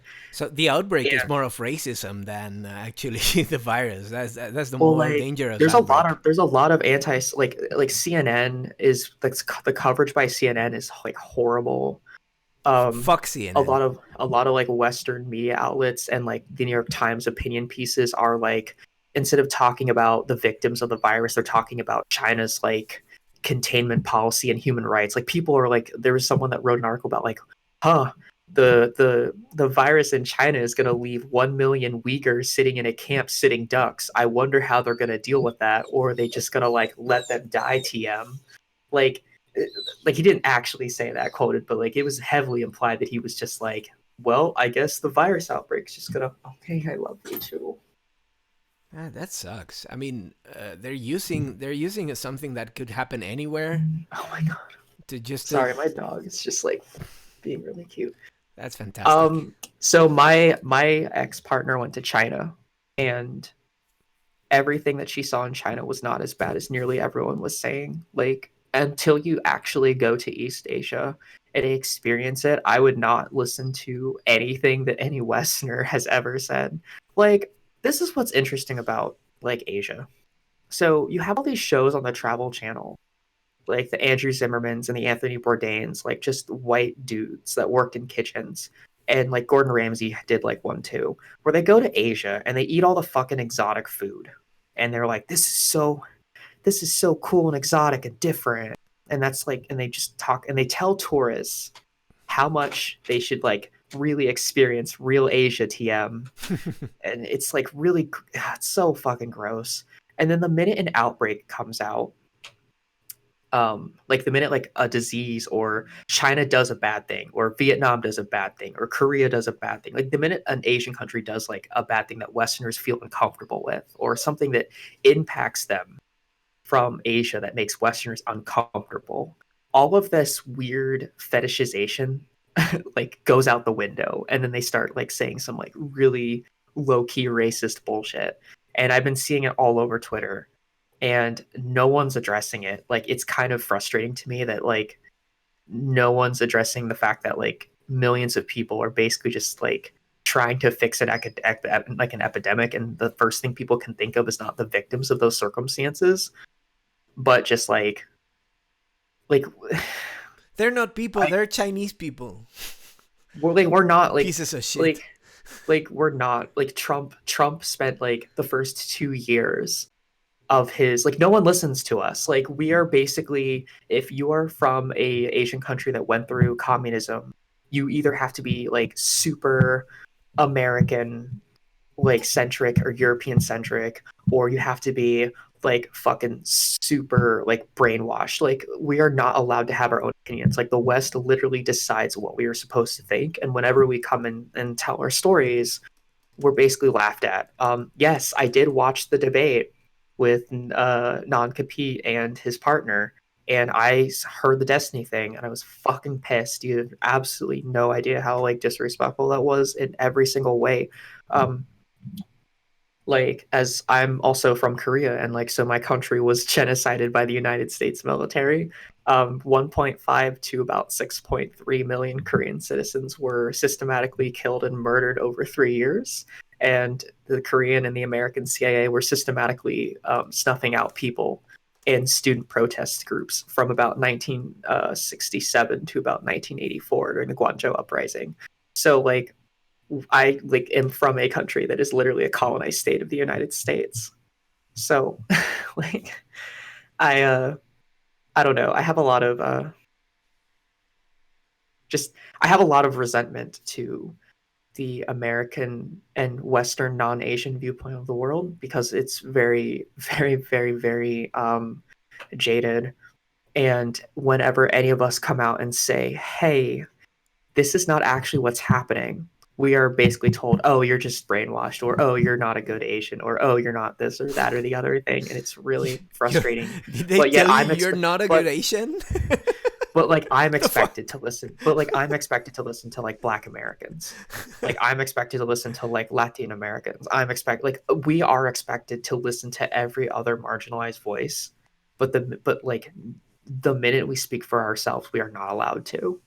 Like we never get to tell our stories. We never get to speak on issues that are important to us because we are seen as a monolith. We are seen as billions of people that just kind of exist. And the food's really good, I guess. So yeah, we keep you around culturally. Also, like, like I see this a lot with like K-pop stands, like as well, and just like I don't know, like the fetishization and like really imperialistic commodification of Asian people in general is like why so many of those revolutions happened in Asia. Like they're like shitty caricatures that make you not into people, but we've been fighting something else. imperialism longer than like almost anyone. Like we always have fought imperialism. It's always been something that we've done. We even fought ourselves when we imperialized ourselves. Like everybody who's not Japan or China in Asia have been fighting either Japan or China at a point. Pretty much. Which were like the two imperial powers that were trying to invade everyone else. It's like, let us be. Actually, China wasn't really an imperial power. China was more just a regional superpower. Like it was more active on tribalism. China only became homogenous.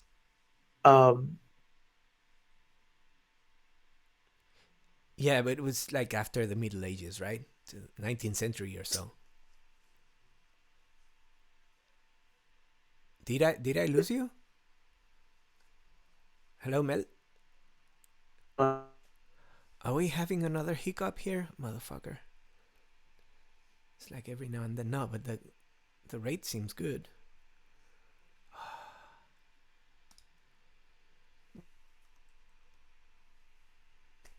Okay.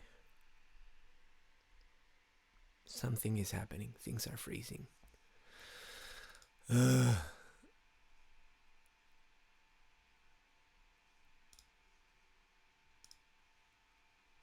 What's going on? Is it on my end or is it on your end? I hear little pieces of you. Very strange. There you go. I can hear you now.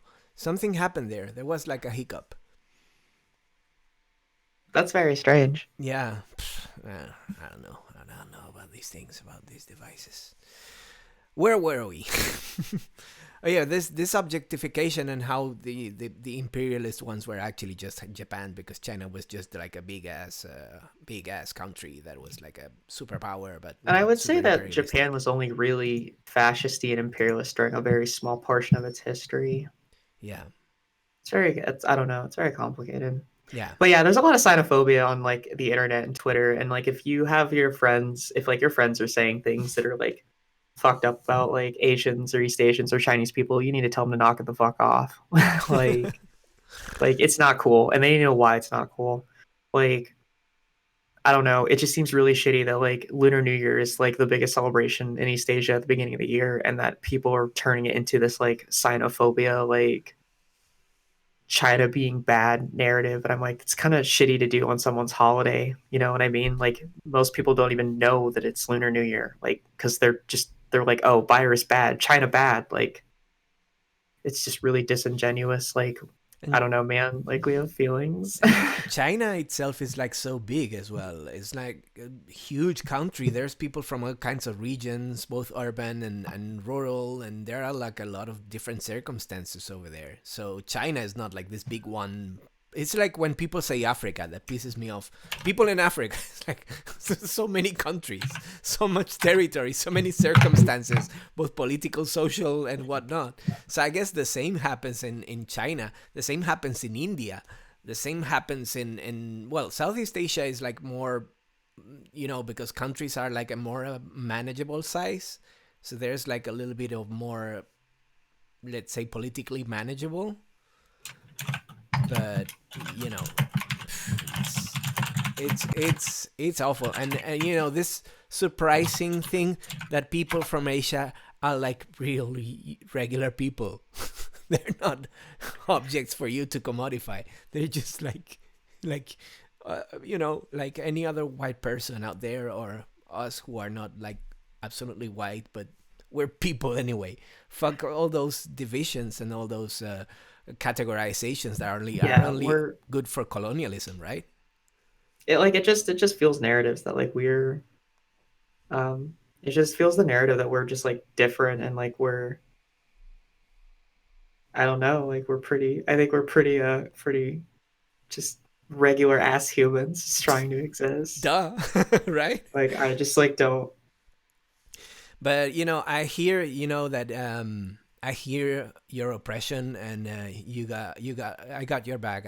You can count on people like me and a lot of us who feel and know your oppression as people coming from various and different circumstances all over in Asia, and who are objectified with racist bullshit by all kinds of people. bye. Thanks for listening to me talk. Hey, do you have a melody from a World to Win in your Discord? In my personal Discord? Yeah, maybe. I don't know. No, If I you can add her don't. to the call or something. I don't know how to add her to the call. Okay. I actually don't have her Discord. She said she DM'd me on Twitter. No, she DM'd you on Twitter. I'm coming. I'm coming. I'm Figured coming it to out. Twitter. There you go. I also didn't know she wanted to talk today. Gotcha.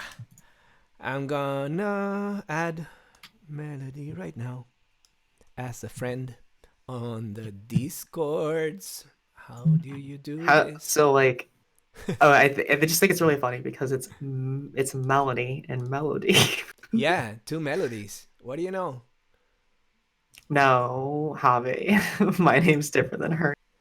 How is different? Well, okay, because there's a little Melanie and Melanie, and Mellow. oh yeah, yes, I assumed because you always go by Mel. Yeah, yeah. I mean, I do.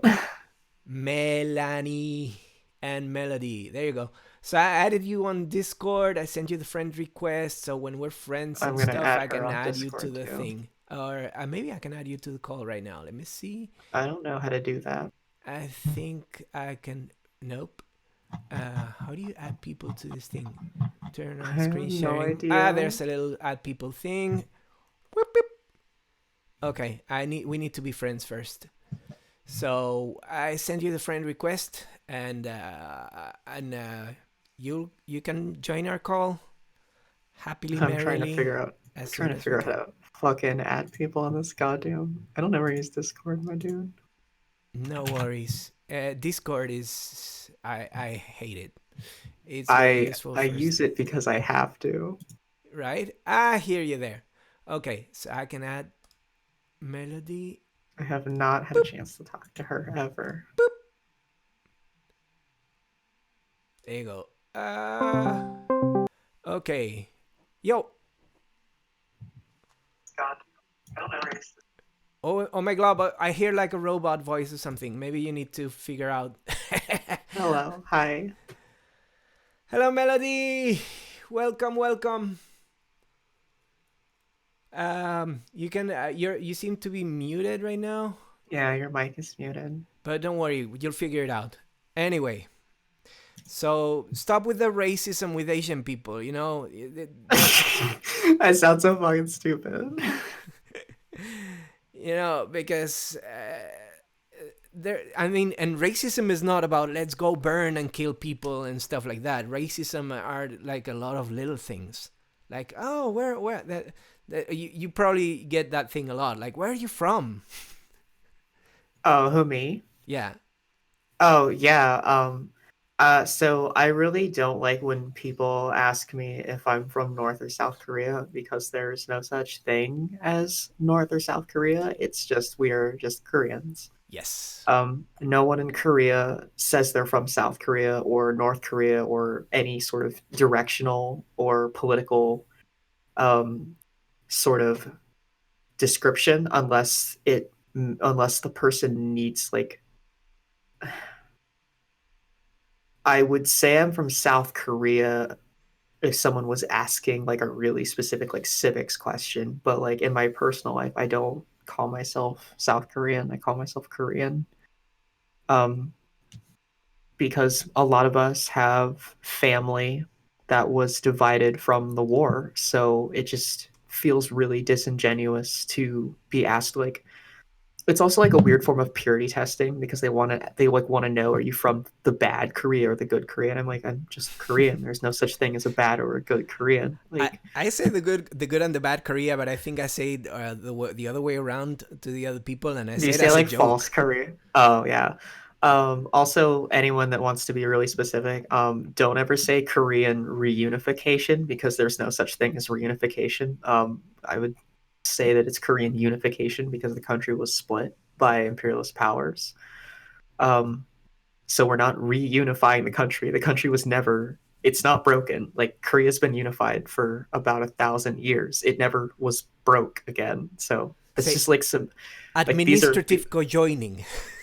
like these are the only semantics I'm going to die on are not theory things. They're things that are about like what affect me as a person and like those specific nuances.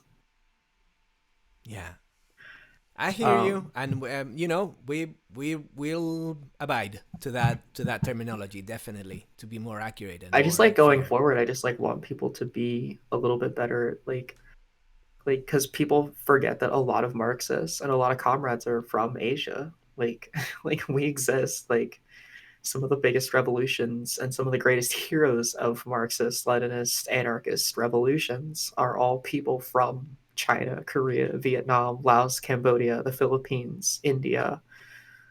So this isn't feels over reels. Fucking stop it. Holy shit. I can't tell if you're trolling or you're just like being serious half the time. I'm not mad at you. If you start saying like really reactionary shit, I'm gonna start saying reactionary ML shit, and I'm just gonna start calling you a liberal like every time you say anything. Just say shut up, liberal. Yeah, don't worry about it. Don't listen to the trolling. It's fine. We were having a really nice conversation about the truth about Korea and how Korea is this just one country, and Yeah, you I know, mean it's a lot just of, and I feel like that's a thing that a lot of people like in the West don't understand is like Asia isn't a monolith, but there are a lot of things that very much are like the same. Like the nuances of our existences are like I don't know, they're like really important. I just don't think a lot of people pay as much attention to them as they should, and so I try and snippetly talk about them when I can. But you know, I don't expect everyone to. I don't expect everyone to like care. I appreciate when people listen though. So what was I gonna say?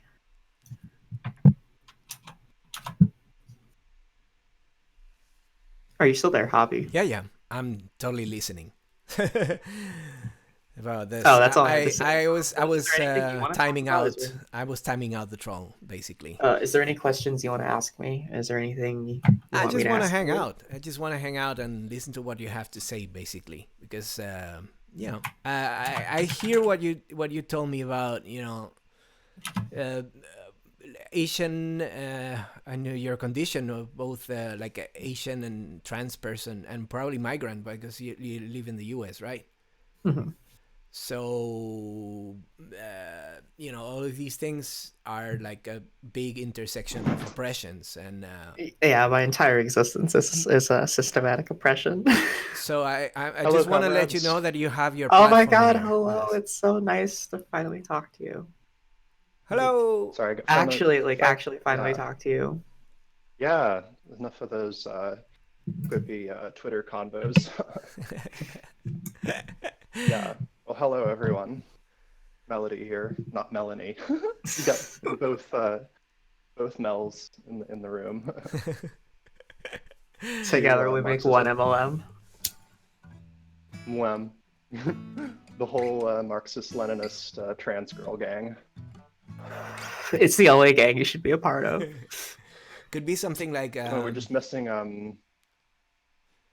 Melody and Melanie live together together in perfect harmony. Sorry, it was a very bad musical pun. It's okay. How you doing? I'm great. How about you? Well, having a really nice conversation. So someone wrote like a country's only a country if countries call it that. I mean, like they divided North and South Korea on a fucking map. Yeah, they threw a Like, line like they did with most of Africa, like straight lines. like this like fucking nerd was like, "Hey, how do you want to divide this country?" And someone was like, "All right, I'll just like fucking draw a line in the middle of it." That's how they drew the 38th parallel. Yeah. Yeah, it's so ridiculous. Right. So you said some nice things about me in the chatterino. Melanie, thank you. I didn't get to say thank you.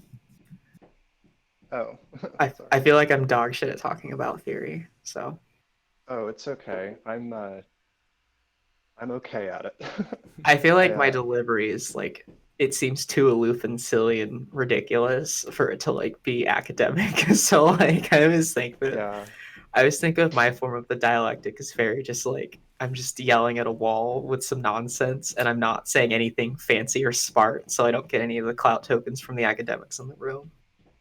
Yeah, that's, I mean, I think theory is interesting that way because, I mean, I think fundamentally one of the big points about theory is to have the ability to have shared language, right?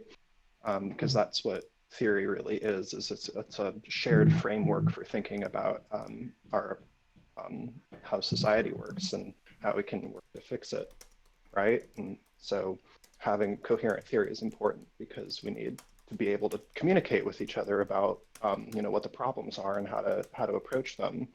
But at the same time, there's that kind of barrier to entry, which is that theory can be very academic, can be very dry and boring, right? But it's the way I look at it is it's our job as people who have already learned theory to transmit it in a way that's accessible and usable to people who don't have PhD in sociology, right? Oh Um, yeah, like I don't ever like, and that's why I try and say it in such a silly manner because I think that because I used to be one of those people. Like I was a philosophy nerd. I was someone that was hung up and obsessed, quite frankly, like very, very obsessed with being right in terms of like definition. yeah, Like I was definitely like the girl that was like, okay, well, you're using the wrong there, honey. yeah. And I Well, realized how tactless and how ableist and privileged that was, that because I had yeah, access to information that others didn't, that I had to sort of speak to them lower than me. yeah, And it's very arrogant. I don't view me saying it in a very silly manner as dumbing it down because I think people are stupid. I just think that's more relatable. Like Hmm. if you talk about communism in a very aloof sort of not straightforwardly academic way, people sort of like kind of the cognitive Their eyes dissonance. glaze over. Well, yeah, I would think that like you get that cognitive dissonance, like you actually get the like maybe my boss like kind of being a fuck is bad, and I'm like yeah, like you know what I mean, and like it's like as casual as that is, it makes me feel like I've Yeah, done something, and I wasn't like upset at I wasn't upset at the Brenda girl.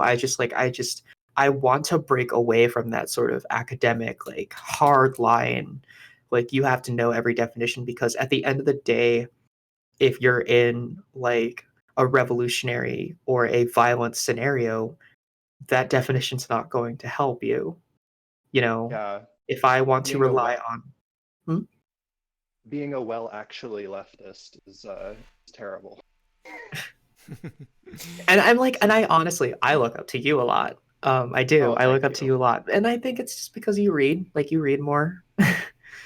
And Can we never read talked in enough. well, like we talked in the past about your academic history, and I always Yeah, find it very interesting, like the path that yeah, you came from, and that your approach to this is like very yeah, different, and I appreciate that. Like I feel like yeah, you yeah. didn't just live in the ivory tower, so. No, of course not. I'm my I mean, for the record, and for those of you who are maybe meeting me for the first time, my intellectual background is in physics.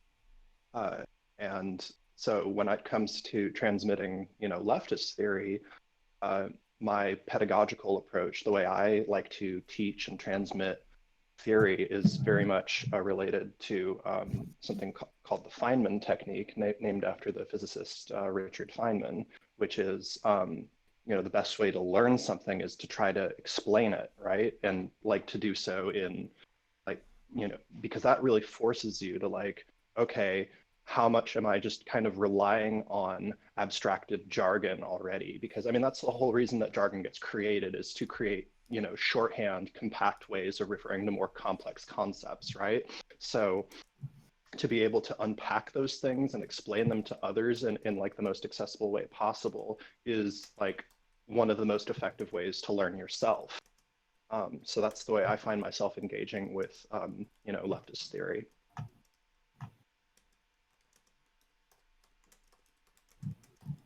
Very scientific, I should say. No surprise.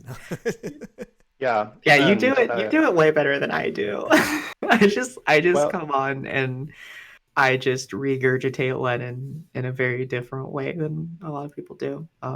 Which is why I was glad that such a smart girl as yourself was cool Lenin thing, and I was like, oh god, no, I everybody should read more Lenin. I try to correlate it as much as I can, but yes, unforeseen circumstances that I'm not going to get into have caused me to nuke my Twitter, so I lost all my cloud tokens. So oh, bummer. I know, I'm so sad about it. I like making fun of it because it's really funny. So here I am. I'm back in the leftist online sphere after taking a break for a couple weeks. So I'm just crossing my fingers and hoping that some chud doesn't find my account and report all the times that I was guillotine the Nazis, blah blah blah. I don't really. Yeah, I mean, yeah, whatever.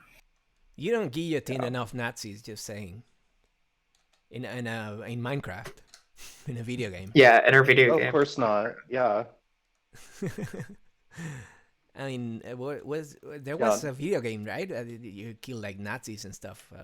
Wolfenstein or something. I mean, in our video game Wolfenstein. I was when the "Is it okay to punch Nazis" discourse started back, whatever that was, back in 2016 or whatever. I remember that one. Look, us, us 20-somethings, teenagers and 20-somethings, and we've been playing Call of Duty Nazi zombies our whole lives. We've been training for this. Oh my god, they've all steadily come back. Have you seen that Norwegian movie, Red Snow? Red Snow or something like that? It was about Nazi zombies that arise from frozen. Oh, the one I've been meaning to see is Iron Sky. Oh, that's a lot of fun. It's really bad, but it's a lot of fun. It's kind of the Sharknado of genera. It's, yeah. That's what I've heard, is that it's supposed to be one of those so bad it's good. Rocky Horror level, let's make this cheesy throwback movie type thing. Yeah, I think you're gonna have to excuse me for just a moment. Yeah, no problem. I'm just gonna mute myself. So yeah, I remember that one. If it was okay or not okay to punch Nazis, it's what are you saying? That's how you stop Nazis, regular conservative right wingers. You can talk to them and be civilized and civil with them because they're regular conservative people. But Nazis, their whole game is about showing strength and showing they're the strong ones that have the army. So if you don't stop them on their tracks, it's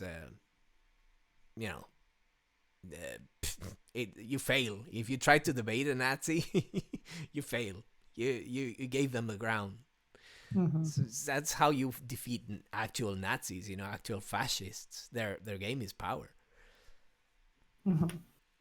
Yeah, I have some opinions on that, but I don't think I'll get into that today. Please take it away if you want to. Oh no, I think This is your I moment. know, I know. I think this is something I would like to talk about at a later time. I don't know what else I really want to plug. I don't really have anything that's been really I mean, I want more unity. Like I want better conversations. Like I want less focus on like debate and more focus on conversation. Yeah, Um how we fix I things. think letting people just talk, in even if they might be wrong, Hmm. not correcting them and like woke scolding them, be like, all right, what you're saying is a little disingenuous to the situation. I'm going to give you some information to help you maybe rethink your position. You know, like Yeah, phrasing it like that, like trying to not tell people that they're idiots, but to like yeah, say, hey, I have a point of view that I want you to hear. And I'm saying that we should do this mainly with people on our side. Um, I don't expect people, and I don't think you should, to talk to right wing chuds that way. That's like a really bad. yeah. I hear you. It's like it's okay to have conversations about how things work, but in a way, I don't think correcting people should be made like publicly, but privately. All Because right, when I'm when you back. talk to someone Oh one on yeah, one and no, say, don't correct you know, people publicly. Like that shit's really fucking stupid. yeah, it's like you send them a private message and say, hey, remember this thing you said? Well, I don't think that's correct because of this or that. I'm sorry to tell you about it. I mean, well, you be upfront about your good intentions. I think Yeah, it's key, to come to people in good faith and say, hey, we're here to fix things, and I understand and respect your opinion, but here's mine. How can we, you know, get around this problem, whatever the problem is? But that's all, why I deleted. what did you Sorry. delete? Oh, well, I didn't delete it. I just kind of stopped checking my Curious Cat because I just kept getting like all these just like mean-spirited messages being like, you fucking tanky, blah, blah, blah. Stalin is a horrible murderer. Don't you know that? Blah, blah, blah. Marxism, Oh my Leninism has god. never I worked. was And expecting like people to say like really mean trans things, and yeah, they called you a tanky. Holy shit, that's yeah, my no, favorite. like I was expecting to get a bunch of like chuds being like, oh, you T word such and such Yeah. degenerate, blah blah blah, Yeah, I was waiting for the and I was like, slurs. yeah, I was just like, no, nobody called me any of those things, but I did get a bunch of messages from like, I guess like left comms and anarchists or whatever, just being like, you fucking Okay. tanky, blah blah blah. It's Okay, so like, I want to clarify something for everyone in the room. I'm a Marxist-Leninist. I don't know if I say it enough, hey, me but yes, too. like I'm a Marxist-Leninist. Um, and I don't have any beef with anarchists and comms, libertarian, like left-leaning libertarians. Like I don't have beef with any of you guys. I don't like I'm gonna clear the air. Also, like tanky's not like a fucking like it's not a bad word. It's literally something that other Marxists used to call other Marxists. Like Yeah, it's all this is one of those it's our word situation. Why is everyone saying it? I would right. It say was all tanky. about that Tanky's split over. Yeah, I would say tanky is Yeah. something that you say lovingly to your ML comrade when you're an anarchist, but you say it like laughing, like you tanky. But it's something you say like lovingly. It's not like a bad thing. You tanky. No, you never say that shit. You go like, with that attitude. Yeah. And I mean, like, Mel, you were saying earlier, like, you know, what you do in real life matters a heck of a lot more. And, like, honestly, so, like, I'm in my local chapter of DSA, and, like, a lot of my close comrades are, like, part of the Libertarian Socialist Caucus, the Anarchist Caucus. And I'm just like, it doesn't make sense, like, I think y'all put it very, very, very well earlier, which is that like all of these, like supposed sectarian differences, especially like online, like I mean, pretty much just online for the most part, is just a Mhm. bunch of aesthetic nonsense. And like, Well, yes, like it's not to say there aren't real differences between the tendencies, because of course there are, and they come into conflict in real life all the time. It's just not in this like superficial, you oh yeah, know, no, they treat it like way more hyperbolic. We do. There's a person in the left who I don't know if I should like fucking say their Twitter name, but I'm like really over this shit. Um, they they assume that because I'm a Marxist Leninist and that like my tendency murdered like anarchists that were doing problematic behavior, that means that when the revolution comes in like 800 years, I'm going to kill, when we're all long dead and gone, that I'm going to kill him. Yeah, I think there's a lot of He mistrust literally there. thinks Right. some like It's historical just shit that happened in like the 1920s means I'm going to do this to him. Yeah, there's a lot of worry on both of the camps. Like the anarchists are worried that the when the revolution happens, the MLs are gonna kill them, and the MLs are worried that when the revolution happens, the anarchists are gonna sabotage it. And it's like, I'm like, I don't think any of us right. like. I'm fine. Like like I'm super fucking like. We all know this. Like I'm super fucking marginalized. Why in the fuck would I start telling a bunch of people that have more social, political, and privilege clout tokens than me to like fuck off when they obviously have my safety in mind during like a revolutionary action? Like that's absurd. Right. Like that's fucking absurd. yeah, Right. And it's like, of course, like, as we all know, history always repeats itself in exactly the same way every single time. Oh, That's I how hate history that's how history works, right?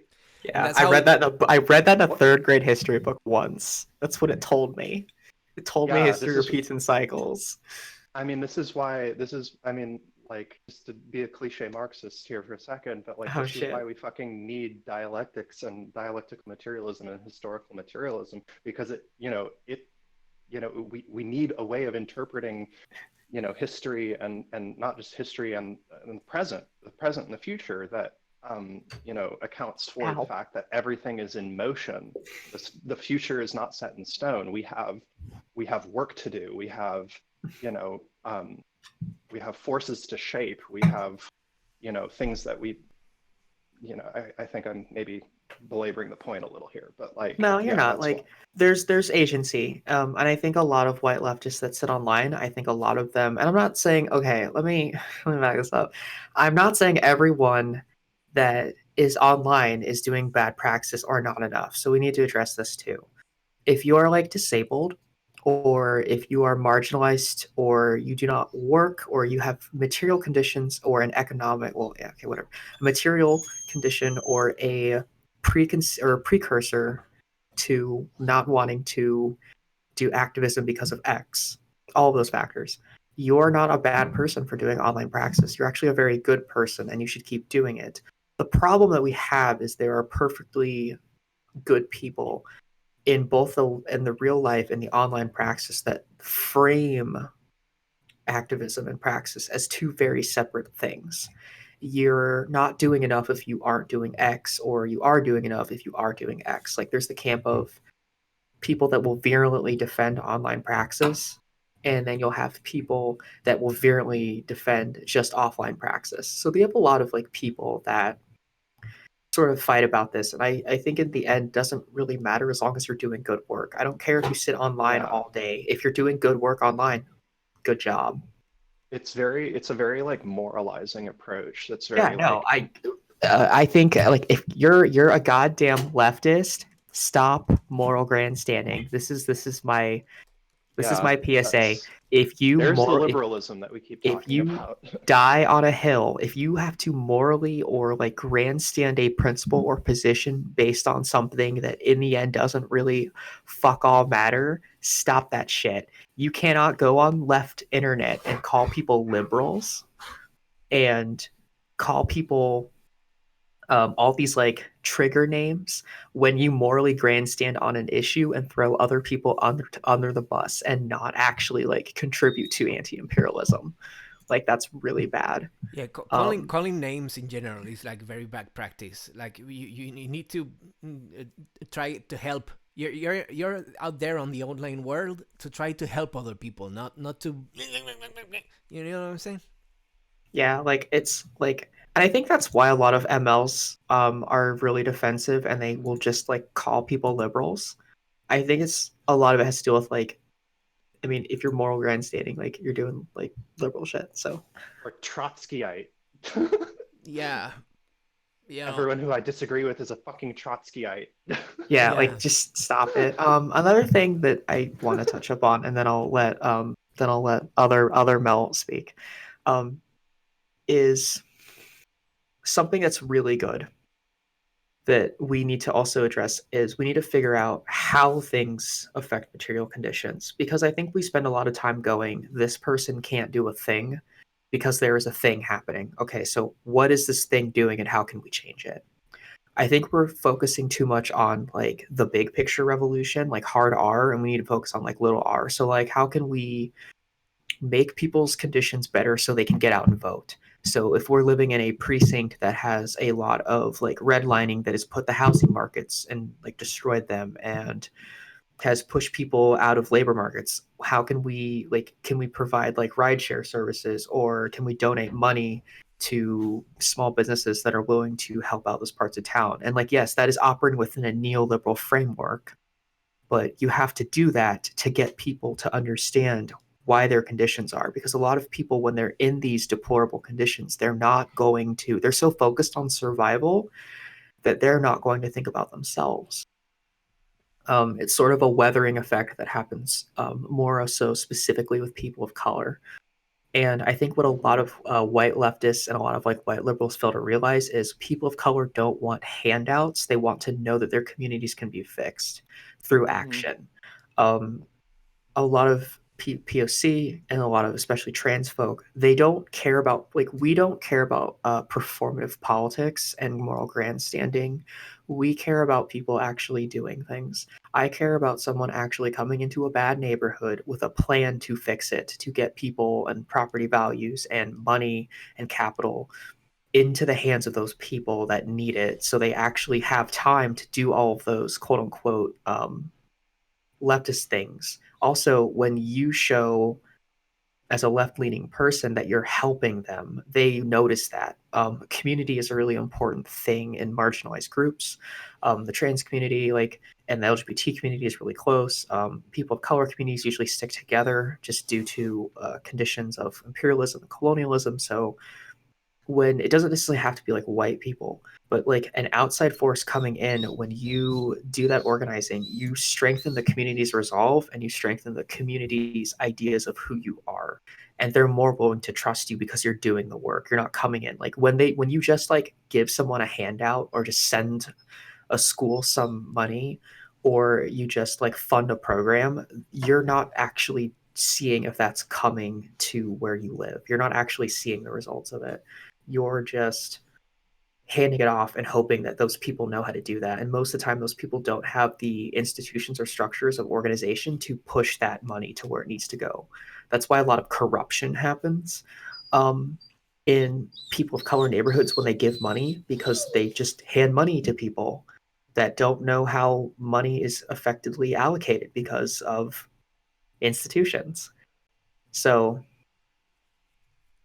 neoliberal institutions love to just give out money. Like corporations love to just donate money to charity. I think a good thing that leftists should focus on is physical charity, getting involved in communities. I encourage white leftists to go to communities of color and just be honest with them and ask them questions and listen and let them talk and not get defensive. Because I think a lot of our communities are never going to rebuild themselves on their own because they have no knowledge of these like sort of like ideologies That's that are really basically what the attractive. Black Panther Party did. All the food Absolutely. banks and, all the I'm community aid. not trying to reference them directly. Well, I there you mean, This go. is called shit. subverting. I mean, that's like seriously the Black Panthers, though. That was in my opinion, at least, that was the closest that the U.S. has ever had to like a Bolshevik type party, and they were just their importance really can't be overstated. And I think like the only other like really big moment in U.S. history in terms of like mass revolutionary leftist politics is concerned is like the late 19th century. And Labor Kyle and I are about to do a whole video on that. And it's apart from our stream on the German Revolution. It's its own project. So I there's love Gay Dad, so I'm excited. yeah, shout out to Labor Kyle. Shout out to Labor Kyle. Big hug to Labor Labor Kyle. Kyle. I hope your eye thing gets fixed soon. Can we plug him? Can we also plug him? Yeah, absolutely. Yeah, and also I'm gonna plug he and I and Izzy from Izzy Does Everything and Simba, young Simba, are going to be doing. Who are also friends of mine. Oh my gosh, it's the whole gang. It's the fucking gang. Are we advertising? I guess terrible this people? is what this is Holy now. shit. Yeah. I love it so much. Yes. Thank you. So we're doing a live stream on my channel next Sunday at 3:30 Pacific, 3:30 p.m. Pacific time, talking about chapters 3 through 6 of a book called The German Revolution, 1918 to 1923 by Pierre Bruet. And so if you want to catch up on that reading, you can DM me on Twitter for a copy of the book. And you can go to my channel and see the first one if you want to get caught up on our discussion. I would love to join one of your book reading streams because I feel like that's something I need to like learn. I told myself I need to get better at like book learning theory because Well, I'd be happy to have either of you or both of you on next Sunday. You're both welcome to come. I always feel like I'm too small of a person to sit on your channel sometimes. Well, I mean, I only have, like 450 subscribers. I'm not a big channel at all. I think everyone is like, in the grand scheme of things, I think everyone that has connections with big people in the Twitterverse or the leftist universe in general is still a very, I have a take about that. I don't believe in big or small people. We're all people.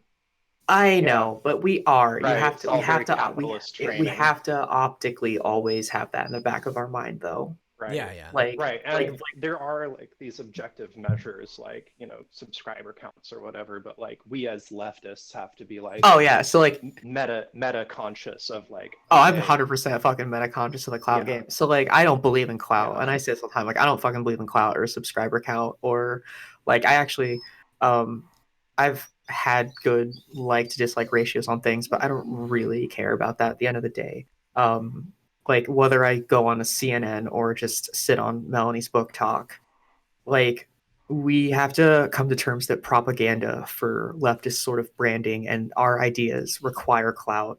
I would say that Bernie Sanders' campaign is kind of a clout game. Like kids on TikTok with Bernie Sanders shirts yelling like communism will win. Like it's clout in the sense of reach. Getting people to hear the S word positively as many times is a minor victory of itself. I would call it more of a Pyrrhic victory because it's not real TM, but it's still real in the hearts and minds TM of a lot of people. And I fucking hate saying that phrase, but I mean, it's the only way to condense that into the marketplace of ideas. Like it's so fucking important. It's a very important, I mean, it's a small but very important piece of ground to claim in the propaganda war. Like we've been losing this fucking propaganda war in the United States for the last 40 years.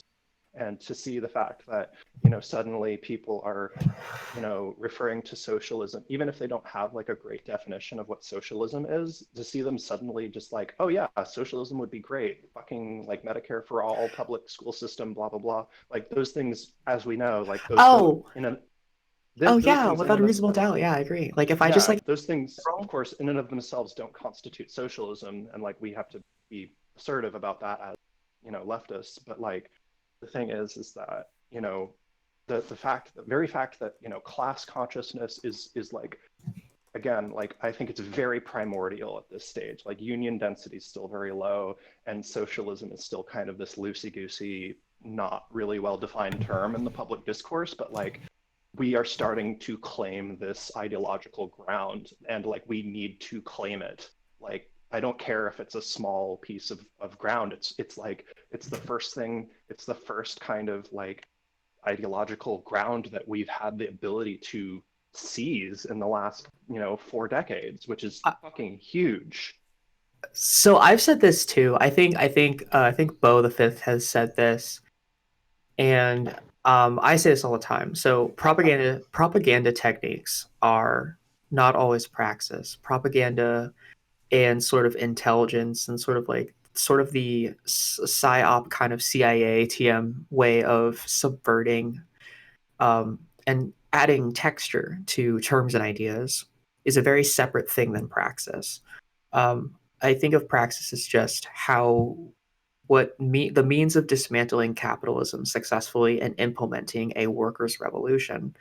But in order to have the workers' revolution, you have to have the masses on your side. In order to have the masses on your side, you have to have a propaganda network. You have to have people that are very good at just delivering clear and concise messages Absolutely. to folks that need to understand it. I'm very much in the camp of I don't want to copy the right. I don't Hmm. want a socialist version of PragerU. I just want good quality content coming from us. I Right. want good quality conversation.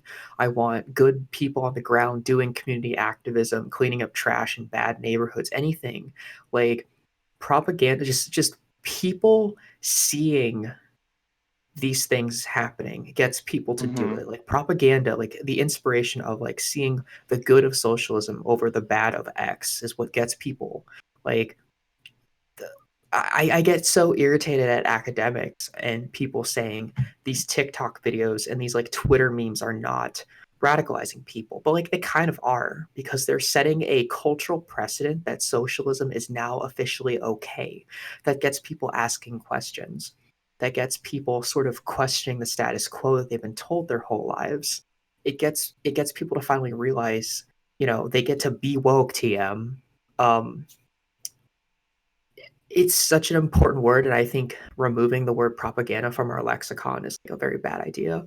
I've had some conversations with some folks that have very much virulently told me that I cannot say the word propaganda or because they think it's too larpy, and I'm like, I mean, I don't think that's larpy at all.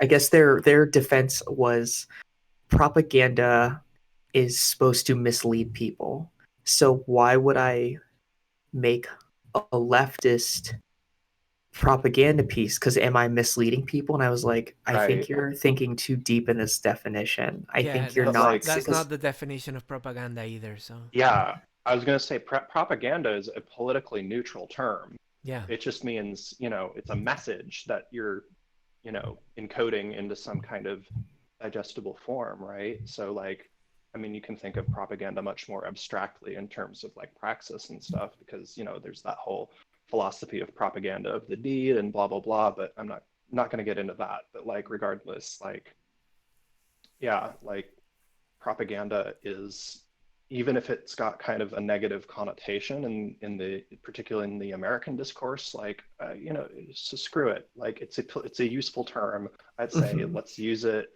And like the other thing is like larpiness. The thing that I really that drives me nuts about the way people use this phrase is that it's like, okay, at what point is something like larpy, or is what point is this is something that people are trying to implement in practice? And like, like people will call, something like the Austin Red Guards LARPy, and like rightly so, because like I think that what they do is disruptive and reactionary and awful. But like, like is using the phrase like propaganda, how is that LARPy? That's just like Oh using a yeah. word. I think we also need to appeal to the emotion. I think the left had a very reactionary stance to fascists and rightists, um, because they were talking about facts over feelings, and I think because that narrative was so co-opted that we had to double down on facts, and so now we are so academic, so factually we have kind of alienated ourselves, our own comrades, and other people trying to understand leftism.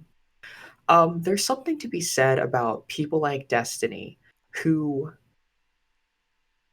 I think Destiny represents a very interesting litmus test to understand why someone who is very much a progressive person would have problems with political ideals of socialism. um, Because I they think have a bad picture of socialism in their I head. I think it's because they got into a lot of conversations with a lot of leftists that were hella larpy. They would say terms that were too academic, and it kind of, I think it lost Destiny. I think he struggled to understand because they were so fixated on this sort of like idealized version of socialism that he wasn't getting answers. Um, so my overall point is we need to start appealing to emotion as much as we appeal to facts, because if we start seeding the ground at one level, we're never going to the other, because The, you can't Right. just. it's all a false So dichotomy. Facts it's over feelings, Right. facts yeah, or we feelings. are No, both. Facts, like It's feelings. dialectical. yeah, Yeah. it's we are essentially, like, when we say facts over feelings and when we debate these people, like, I'm not gonna say like necessarily Vosh does this, but like when that kind of style of like debate, sort of, like the dunks, we actually are not doing the dialectic. We are not actually subverting or creating cognitive dissonance within this conversation. We are telling people there's only one way to be a leftist, and I severely disagree with that. Look at like Tucker Carlson and all of the like big people, and all the big people on like Fox News. They have they have won because they appeal to the feelings. They appeal to the people that are going to be reactionary through emotion. They don't tell people um, that the facts about the Trump administration. They're just going to say what he's doing is good or what he's doing is bad, and those feelings really subject it to uh, to like one sort of like train of thought. It's like very one-sided. Um, and so I would say, in order for us to start subverting that, we have to work with both avenues, and we can only work with both avenues with certain groups of people. I think you have Yeah. to sort of code switch yourself. I think picking Yeah, absolutely. like I think a lot of leftists either want to pick one or the other. They want to be, I want to be empathetic and nice to everyone, or I gotta be a dick. It's like you gotta code switch. You have to You know have to know your your audience. audience. Yes, and I feel like a lot of Absolutely. people don't know their audience. I feel like they want only to curtail to their audience, not the ones they are trying to quote unquote reach. Yeah, and I mean, like, actually And maybe I will be right I back, don't. so It's fine. I'll let you take it.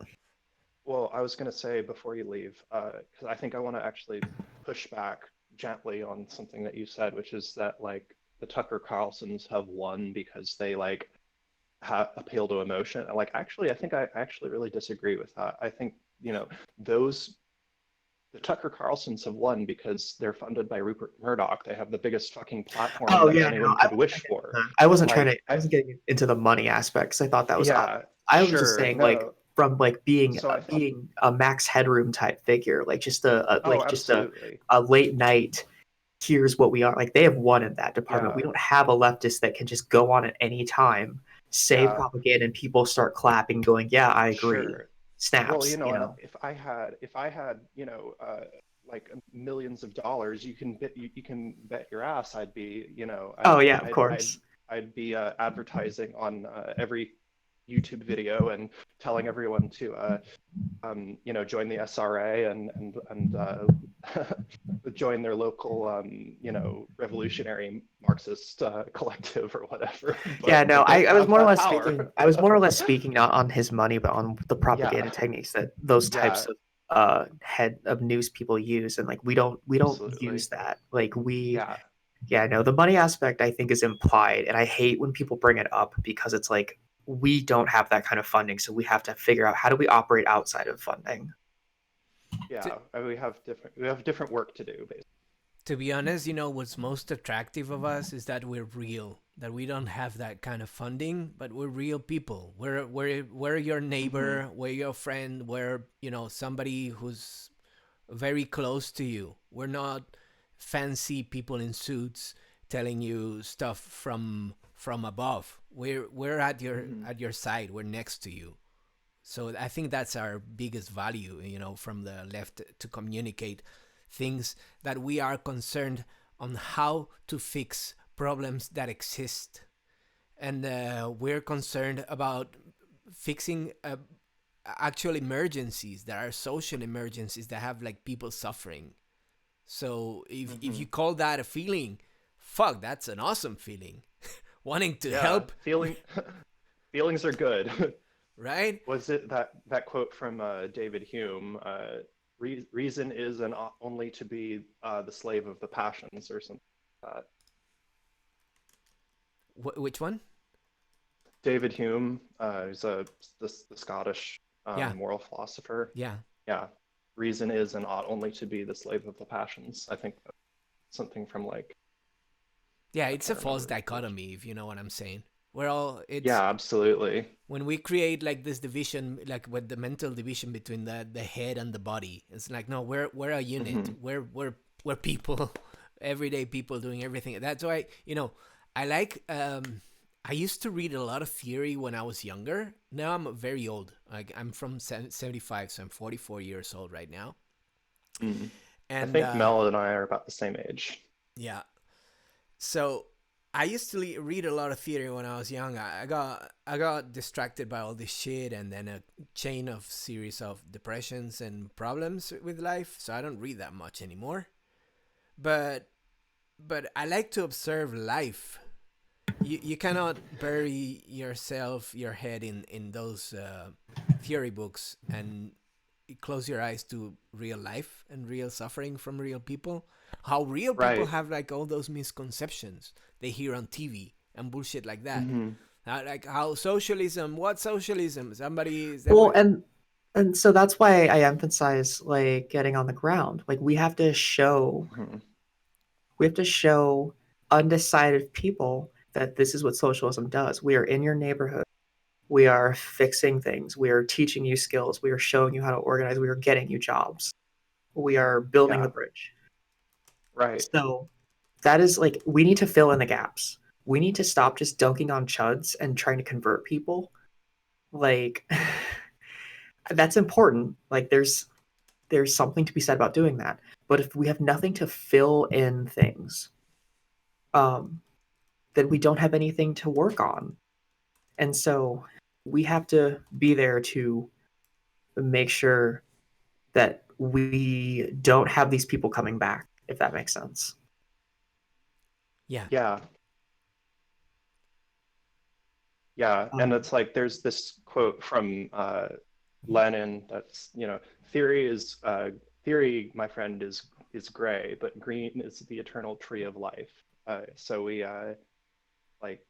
our theory is just like our jumping off point, right? It's our way that we have like our point of reference and our way of kind of beginning to make sense of the world, right? It's not just like this abstract set of principles that we just apply to everything, right? Like it has to be scientifically informed by our real empirical experiences with the world and with the praxis that we carry out, right? Yeah, has to be continuously updated. Yeah, and I think that's what a lot of people miss, is that even Lenin admitted in a lot of his writings that like once I saw things in other countries or other places, he then understood what he needed to do. I think the best way to go about self-reflection and self-critical analysis is to explore places. I think I have issues with Western leftists that will only interact with Bernie supporters or only interact with suck Dems that are white but won't go into a black neighborhood. I'm like, what are you scared of? Like why aren't these people capable of doing the same sort of organizing? Like it's very much a colonialist framework that people need to de-radicalize themselves from. And I think they're getting there. This sort of odd focus from white leftists is this sort of saviorism, but it only seems to happen with like their people. Like pray hard enough to Saint Bernie because he'll save us all. Yeah, and so that's kind of into the point about how do we fight atomization within our own communities. So having to create frameworks of unity, as Lenin says, without alienating others, as Marx says all the time. You have to take these ideas and not abstractly just go, this is the way to do it. You have to examine the material condition. Like these are all fucking terms we say over and over and over again, like robots, because the more you contextualize them and the more you talk about them, the more you think about them, the more they make sense. And as long as they translate to the real world, and good results happen, we should just keep doing that. It doesn't have to be academic and wordy. Like a good friend of mine put it, the best thing a leftist can do right now isn't going on Twitter and yelling. It's talking to their neighbor down the street who might be voting for Trump next year, and how can they like get them to not vote for Trump. Like sometimes the people that you need to help and the people that need the most outreach are the people like that are right next to you.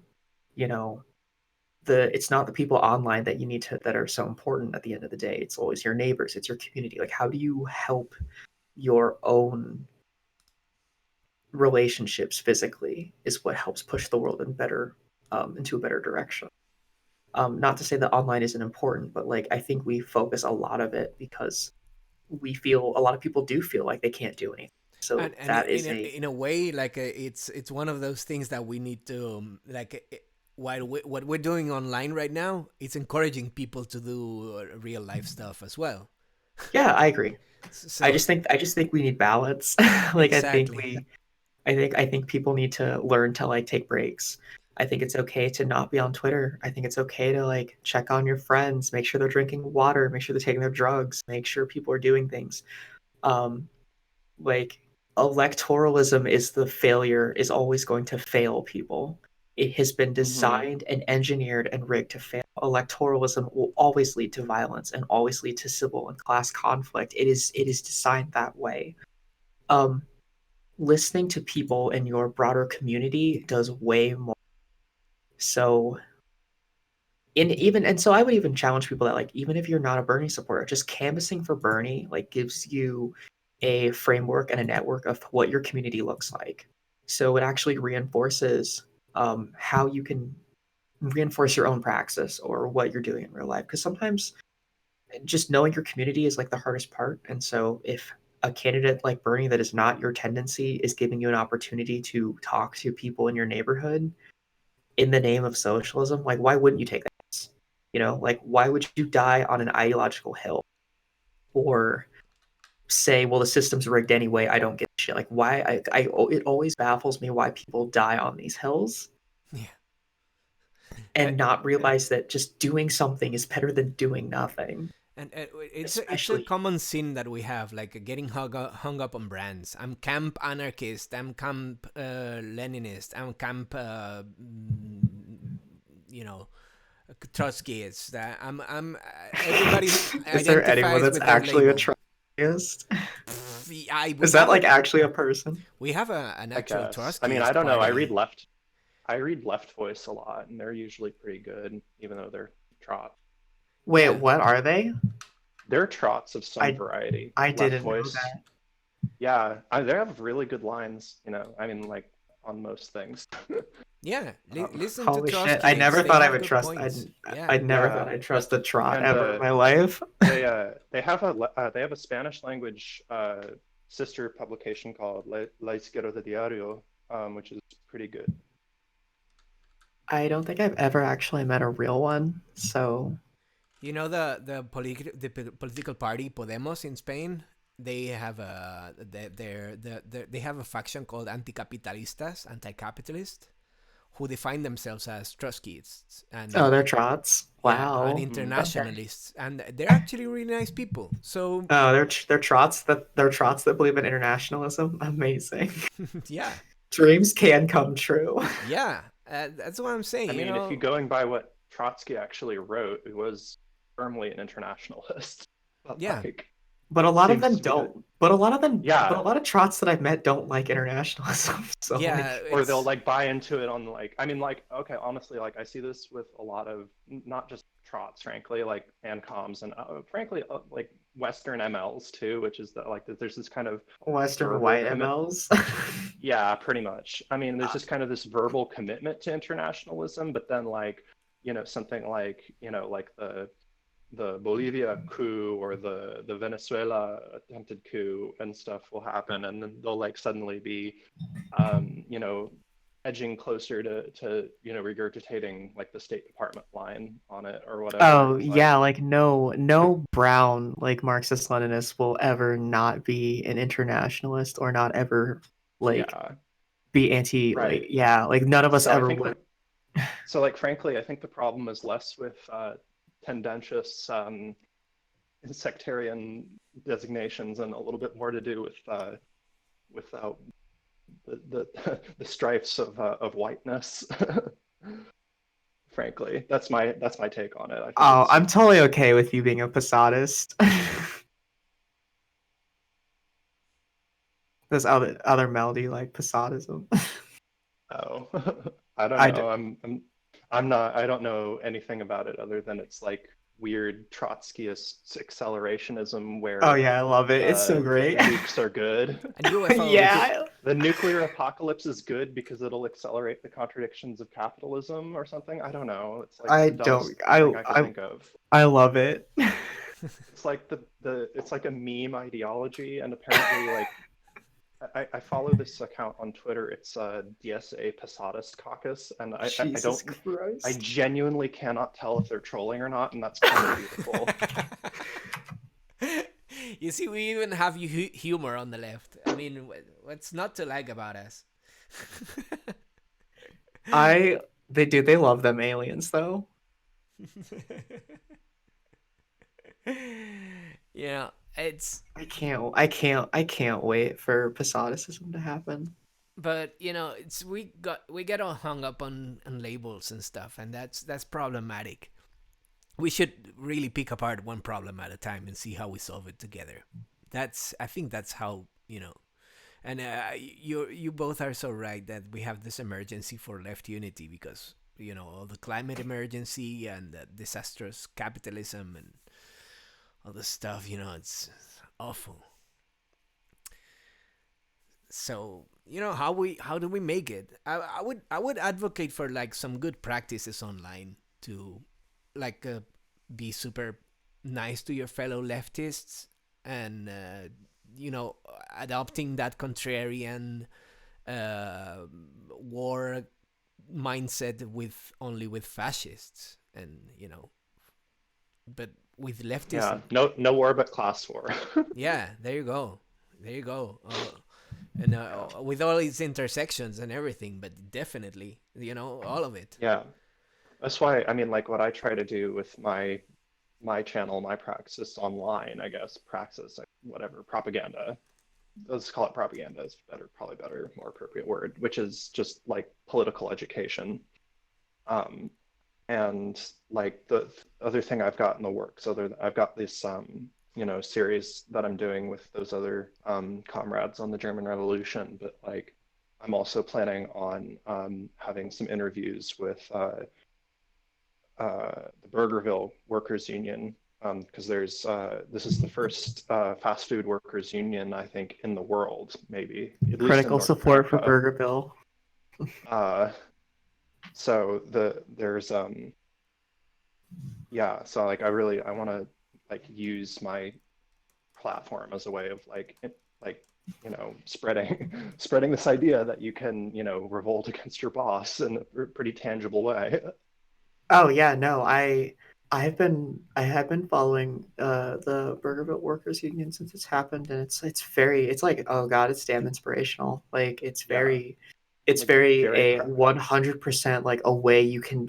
This is a shining example of how like direct action and no quarter and like yeah, and just when there are all of us and just one of them, how much our yeah, resolve is strengthened. like Like very proud, have like a very strong civic pride in because I live in Portland where they're yes. based, and like I'm just very proud of my comrades in the Are the Burgerville burgers Workers good? Union. I want to go there Um, if I'm ever in that they're part of the country. I mean, they're expensive boutique-y fast food burgers. Is it? I didn't know that. I thought it was just like a lesser McDonald's. I didn't know if it was. I didn't know it was No, up. I mean like Burgerville is kind of like I should look it up. it's like uh, it's one of those places where like white liberals will go and have their meals and think that they're super woke because they're like buying local or whatever. Holy But shit! it's like um, whatever you want to call it, progressive neoliberalism or whatever, because they're just they're just another Oh, company Mello, like any other. dude, they got salted caramel shakes. Sorry, Yeah, well, so I'm like, that's the big thing they're known for. Like honestly, growing up in Portland, like everyone, all the kids want a Burgerville milkshake. That's what they're dude, really I known want a for. Burgerville milkshake, and I'm not even Their from there. milkshakes are the best that Are I've they ever actually had. that good? Like, you're not trolling me. They're not, I mean, like, I'm not super picky, so that being said, but like, you know, Imagine they're just, like I just think of this scenario and I'm like imagining a bunch of communists taking over like a burger place that has grass-fed burgers. yeah. So, This is some yeah, like petit bourgeois bullshit, and you guys like took it over. It's oh my god, sure. that's the like my favorite. I mean, you didn't take it over, but like, god damn it, we're going for all of them. Please get all of them. So, I'm desperately craving a Burgerville milkshake, but I am respecting the boycott until Burgerville decides to sit down and negotiate with the union. So solidarity Oh with the yeah, Burgerville Workers Union. I will Go not eat follow there. them on go follow them on Twitter. I'm gonna post their at in the chat here. Yeah, do you want to? Yeah, let's plug Burgerville Union. I'm working on it. So if I'm ever, I will eat one in solidarity when there isn't striking going on, so I can say that I've had one. I have friends that live in Portland, and they talk about it a lot. So Burgerville Workers Union. There you go. BVWU_IWW. Gotcha. Okay. don't cross the damn picket line, you coward. Yeah. There you go. Yeah, if you live there, don't cross the damn picket line. Don't be a Yeah, coward. the boycott. Their Twitter page says the boycott's still active. So Boycott so Burgerville. if you want to do little propaganda for them, follow them on Twitter and retweet them. And what really helps them out is to use the hashtag boycott Burgerville. And even if you don't live anywhere near the Pacific Northwest, like it just, especially if you don't, actually, it really helps increase our visibility. Okay. And, so, and if you look at their Twitter page, they're incredibly great radical comrades. They're for one thing, they're an IWW affiliate. So they're very much in that kind of like radical syndicalist Shout out tradition. critical support to Wobblies. Oh, hell yeah. And I've walked the picket line with them a couple of times, and they're just like the nicest people. I love them. Yes, they inspire me a lot. Like not to like go and make a union because unionism is very difficult to say that I live in, at least right now. I could never start a union at my job. That's a dream. It's incredibly difficult to do in the United States to begin with, just because like the laws are so stacked against us. I know. Like I feel like I wish I could make one. Like there are days where I slowly start getting people on my side because I think there's a lot of people at my job that are like, yeah, capitalism kind of bad though. My boss just kind of makes me work more hours than I should and then cuts my overtime and I don't get paid for it. Like, well, like how do we help each other? Like. And I mean, like, I'm really impressed with these guys because they're a historical. Oh yeah, same. Union. They're in the fast food industry, which is notoriously hard to unionize, and they're unionized unionizing like a McDonald's, which would be like a unholy feat of an act of God there, but like, they're unionizing like a local business that's viewed as like very kind of like the local kind of like part of the local color, the local brand, right? So it's a little bit like, you know, they really making kind of a bold move, both on the side of like, you know, well, we're unionizing in an industry that's really hard to unionize, and then we're also on top of that, we're unionizing in a place that's like where this is like part of this is like a huge fixture in the local like culture. Yeah, we have a comrade, Paul, who got fired from his job from trying to unionize. So we're gonna give Paul Solidarity a shout forever out, for you, comrade. who's recovering at the hospital right now. So big shout out to Paul. Mwah, we love you, Paul. Shout out to Paul. Solidarity forever, comrade.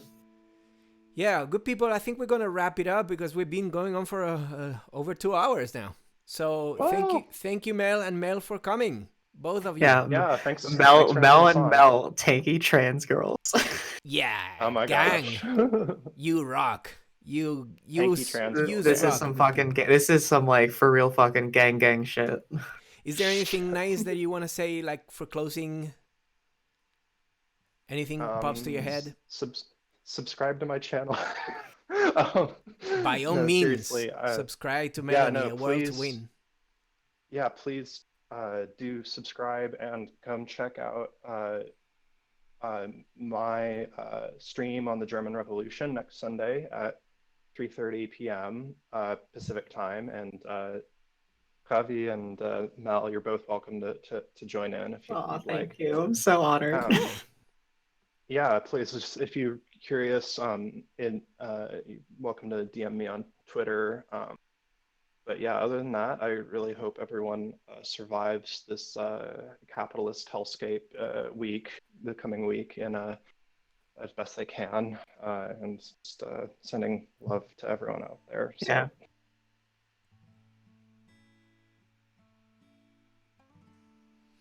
Can you link stuff for everyone? I'm gonna link to your channel. Thank you so much. No probs. Okay. Yeah. My name is Melanie. Basically, I'm Korean and I'm an ML, and I don't really have a YouTube channel. I basically just have a Twitter, and so my whole deal is to go on to friends of mine in the leftist sphere and sort of talk shop and talk about like how can we strengthen good ideas from theory and IRL praxis and just sort of move things in like a more positive, wholesome direction. If you were here for the first half of the stream, I tend to like get into like really stupid debates and arguments and fights on streams and Twitter, like Twitter threads. So subscribe to my Twitter page for more really spicy hot takes and bad conversations with people that hate me.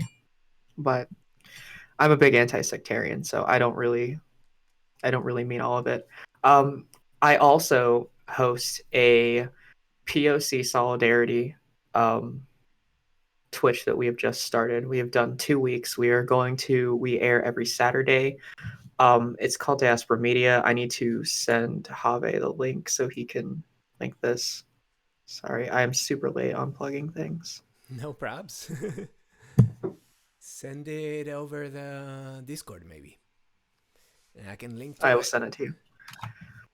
So yes, it's a Twitch channel. It's a Twitch channel called Diaspora Media. It is made by people of color for people of color. Everyone that speaks on it is a person of color. It's pretty much a POC ran Twitch channell. Nice. And so it's for people that are POC. It's for white people that want to listen. It's very like off the cuff. We just are very blunt and very frank with our existences and our feelings because this is the world that we live in, and it gives us a space to express things that I don't think we would be comfortable saying in other spaces. The next week's topic that we're doing is atheism and like anti-theism, like in leftist circles. So sort of like the debate between like religion as a positive influence, or should we, I don't know, sort of like what Suck My Opinion talks about, kind of like about like radical atheism. So if you're into stuff like that, we are debuted every Saturday at 4 p.m. PST and then 6 o'clock Central Standard Time, 7 Eastern. And I'll have to like have Javi plug all that at some point. My Twitter is in the chat. It's just Mark's Moon yelling. It's just a silly word in Korean. Don't worry about it. And that's it. That's all I really have to say. I'm really bad at ending because I go on this terrible tangent, and I should have a packet prepared so I can read it. I'd say, I just like almost slipped my mind. If you're interested in some introductory Marxist theory, I just did an episode on Revolutionary Left Radio on the philosophy of Louis Althusser, the French. Oh my god, it's so good. Oh, thank you. It's so good. Yeah, so to go ahead and go check out Revolutionary Left Radio. Consider supporting them. They're a big project that I support. Brett is a super sweet comrade, and it was a real pleasure to go on their show and talk to him. There you go. So let's say goodbye, singing a little bit. Thank you for All coming, right. Melody and All Melanie. right, take care. You Thank guys you. rock. We love you. So here we go. Thank you all for coming. I'm sorry, Grand Moine, for we're wrapping up. Sorry about that. Thank you all for joining in the chat, people in the chat. So let's sing it. Solidarity forever. Solidarity forever. Solidarity forever. 'Cause the union makes us strong. Solidarity forever. Solidarity forever. Solidarity forever. 'Cause the union makes us strong. Thank you very much for joining. This was Socialist Sunday stream. Thank you for joining.